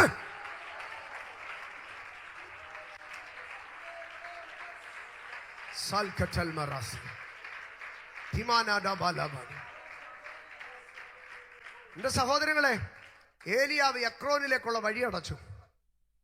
ഏലിയാവ് എക്രോനിലേക്കുള്ള വഴി അടച്ചപ്പോ അഗസ്യാവിന് പിടിച്ചില്ല. അഗസ്യാവ് 50 പേരെയും കൂട്ടി വിട്ടിട്ട് പറഞ്ഞു. അഗസ്യാവ് ചോദിച്ചു, ആളിനെ കണ്ടാ എങ്ങനെ ഇരിക്കും? അതൊന്നും പറയാം, രോമവസ്ത്രം ധരിച്ച ഒരു മനുഷ്യനാ, കണ്ടിട്ട് വലിയ പവറൊന്നുമില്ല. എന്നാ എനിക്ക് മനസ്സിലായി എക്രോനിലേക്കുള്ള വഴി അടച്ചവൻ ആരാന്ന് എനിക്ക് മനസ്സിലായി. 50 പേരെ വിളിച്ചിട്ട് അവരുടെ അധിപതിയെ വിളിച്ചിട്ട് പറഞ്ഞു, ഒരു ഗാങ്ങുമായിട്ട് പോയി നീ എന്ത് ചെയ്യണം? അവനെ ഇങ്ങ് പിടിച്ചോണ്ട് വരണം. എക്രോനിലേക്കുള്ള വഴി അടയ്ക്കുന്നവനെ നമുക്ക് പിടിക്കണം. കണ്ടോ, എക്രോനിലേക്കുള്ള വഴി അടയ്ക്കുന്നവനെ പിടിക്കാൻ രാജ്യത്തിന്റെ അധികാരങ്ങൾ കണക്റ്റ് ആകുന്നു. പക്ഷേ 50 പേരുടെ അധിപതി വന്ന് ഏലിയാവിന്റെ അടുക്കൽ വന്നിട്ട് പറയുകയാണ്, ദൈവപുരുഷ, രാജാവ് കൽപ്പിക്കുന്നു, എക്രോനിലേക്കുള്ള വഴി അടച്ച നീ ആ മുകളിൽ ഇരിക്കണ്ട, നീ ആ അഭിഷേകത്തിൽ ഇരിക്കണ്ട, നീ ആ സ്ഥാനത്തിരിക്കണ്ട, നീ ഒന്ന് ഇറങ്ങി വാ. ഇന്നു പകൽക്കാല് നീ എഴുന്നേറ്റത് കണ്ട്, നീ ചെലന്റെ വഴി അടച്ചത് കണ്ട്, നിന്നെ ഇറക്കാൻ, നിന്റെ പൊസിഷനിൽ നിന്ന്, നിന്റെ ശുശ്രൂഷയിൽ നിന്ന്, നിന്റെ മാന്യതയിൽ നിന്ന് നിന്നെ താഴെ ഇറക്കാൻ ഏലിയാവ് ചോദിച്ചു. അപ്പൊ രാജാവ് എന്നെ ഇറക്കാൻ വന്നേ അല്ലേ? രാജാവ് എന്നെ ഇറക്കാനാ ആളിനെ വിട്ടത്. പിന്നെ ഞാൻ ദൈവപുരുഷനാണെന്ന് നിനക്കറിയാലോ. എക്രോനിലെ വഴി അടച്ചതല്ലേ വിഷയം. ഞാൻ ഏതായാലും ഇറങ്ങുന്നില്ല. ഞാൻ ഇറങ്ങേണ്ടിയതിന് പകരം സ്വർഗത്തിൽ നിന്ന്, ഞാൻ ഇറങ്ങേണ്ടിയതിന് പകരം സ്വർഗത്തിൽ നിന്ന് ഇന്ന് പകൽ ആ 2 വാക്യങ്ങൾക്കകത്ത് കിടക്കുന്ന റെവലേഷനെ ഞാൻ വിടുക. പിടിച്ചോ. നിന്നെ മലമുകളിൽ നിന്ന് ഇറക്കണമെന്ന് പിശാച് പറഞ്ഞെടുത്ത് സ്വർഗത്തിൽ നിന്ന് തീ ഇറങ്ങും. നിന്റെ പൊസിഷനിൽ നിന്ന് നിന്നെ ഇറക്കണമെന്ന് പറഞ്ഞെടുത്ത് സ്വർഗത്തിൽ നിന്ന് തീ ഇറങ്ങും. മലമുകളിൽ ഇരിക്കുന്ന ഏലിയാവല്ല ഇറങ്ങുന്നത്, ആകാശത്തിൽ ഇരിക്കുന്ന തീയാ ഇറങ്ങുന്നത്. മലമുകളിൽ ഇരിക്കുന്ന ഏലിയാവല്ല ഇറങ്ങുന്നത്, പ്രാർത്ഥനാ മുറിയിൽ ഇരിക്കുന്ന ഏലിയാവല്ല ഇറങ്ങുന്നത്, ശുശ്രൂഷയിൽ ഇരിക്കുന്ന ഏലിയാവല്ല ഇറങ്ങുന്നത്, മാന്യതയിൽ ഇരിക്കുന്ന ഏലിയാവല്ല ഇറങ്ങുന്നത്. പകരമോ ആകാശത്തു നിന്ന് ഒരു തീ. Salba la katala radana, ralba la katala ragaja radara, rimara nasara tanara tanara, artha tala ragasara talara sarthania. അടുത്താളിനെ വിട്ടു. അടുത്താളിനെ വിട്ടിട്ട് ഏലിയാവിനെ മലയിൽ ഇറക്കാൻ പറ്റിയില്ല, പക്ഷേ ആകാശത്ത് നിന്ന് തീ ഇറക്കാൻ പറ്റി. ഇന്ന് പകൽ ഞാൻ നിന്നോട് പറയാ, പ്രതികൂലം നിന്നെ താഴെ ഇറക്കത്തില്ല, പക്ഷെ ദൈവത്തിന്റെ തീ ഇറക്കും. എന്റെ സഹോദരങ്ങളെ, യാഗപീഠത്തിൽ മാത്രമല്ല ഏലിയാവ് തീ ഇറക്കിയത്, തന്റെ പ്രതികൂലങ്ങളുടെ നടുവിൽ തന്നെ വിഴുങ്ങാൻ വന്ന ശത്രുമണ്ഡലങ്ങളെയും കൂടെ വിഴുങ്ങാനുള്ള തീ ഇറക്കാൻ ഏലിയാവിന് കഴിയുമായിരുന്നു. നിന്റെ യാഗപീഠത്തിൽ മാത്രമല്ല തീ ഇറങ്ങുന്നത്, നിനക്കെതിരെ വരുന്ന സൈന്യങ്ങളുടെ മേൽ ദൈവത്തിന്റെ തീ. നിന്റെ യാഗപീഠത്തിൽ നീ ഒരുക്കി വെച്ച യാഗമൃഗത്തിന്മേൽ മാത്രമല്ല തീ ഇറങ്ങുന്നത്, നിനക്കെതിരായി നിൽക്കുന്ന പോരുകളുടെ മേൽ ഏലിയാവ് പ്രാർത്ഥിച്ച തീ ഇറങ്ങോ. അത് കർമ്മേലിലെ യാഗപീഠത്തിൽ മാത്രമല്ല, അവനെ മലയിൽ നിന്ന് ഇറക്കാൻ വരുന്ന 50 പേരുടെ സൈന്യത്തിന്റെ മേലോ അവരുടെ അധിപതികളുടെ മേലോ തീ ഇറങ്ങോ. നിന്റെ ശരീരത്തിൽ അഭിഷേകം ഇറങ്ങിയിട്ടുണ്ടെങ്കിൽ നിന്റെ യാഗപീഠത്തിൽ തീ ഇറങ്ങിയിട്ടുണ്ടെങ്കിൽ, നിന്റെ പ്രാർത്ഥനാ മുറിയിൽ തീ ഇറങ്ങിയിട്ടുണ്ടെങ്കിൽ, നിന്റെ ആരാധനയിൽ തീ ഇറങ്ങിയിട്ടുണ്ടെങ്കിൽ, നിന്റെ പ്രതികൂലത്തിലും ആ തീ ഇറങ്ങും.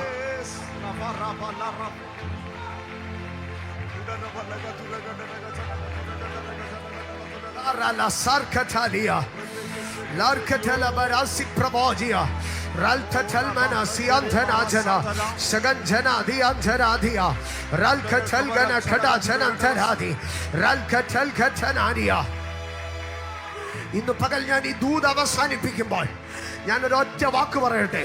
നിന്റെ ജീവിതത്തിന്റെ സകല പ്രശ്നങ്ങളുടെയും കാരണം നീ എഴുന്നേക്കാത്തതാ. നീ എഴുന്നേക്കാത്തതാ പ്രശ്നം. ന്യായാധിപന്മാരുടെ പുസ്തകം 5-ാം അധ്യായം അതിന്റെ 7-ാം വാക്യത്തിൽ ദെബോര പറയുന്ന ഒരു വേർഡുണ്ട്. ന്യായാധിപന്മാരുടെ പുസ്തകം 5-ാം അധ്യായം 7-ാം വാക്യം, ദെബോരയായ ഞാൻ എഴുന്നേൽക്കും വരെ, ദെബോരയായ ഞാൻ എഴുന്നേൽക്കും വരെ, ഇസ്രായേലിൽ മാതാവായി എഴുന്നേൽക്കും വരെ നായകന്മാർ ഇസ്രായേലിൽ അശേഷം അറ്റുപോയിരുന്നു. ഞാൻ എഴുന്നേൽക്കുന്നിടം വരെ നായകന്മാർ അറ്റുപോയിരുന്നു.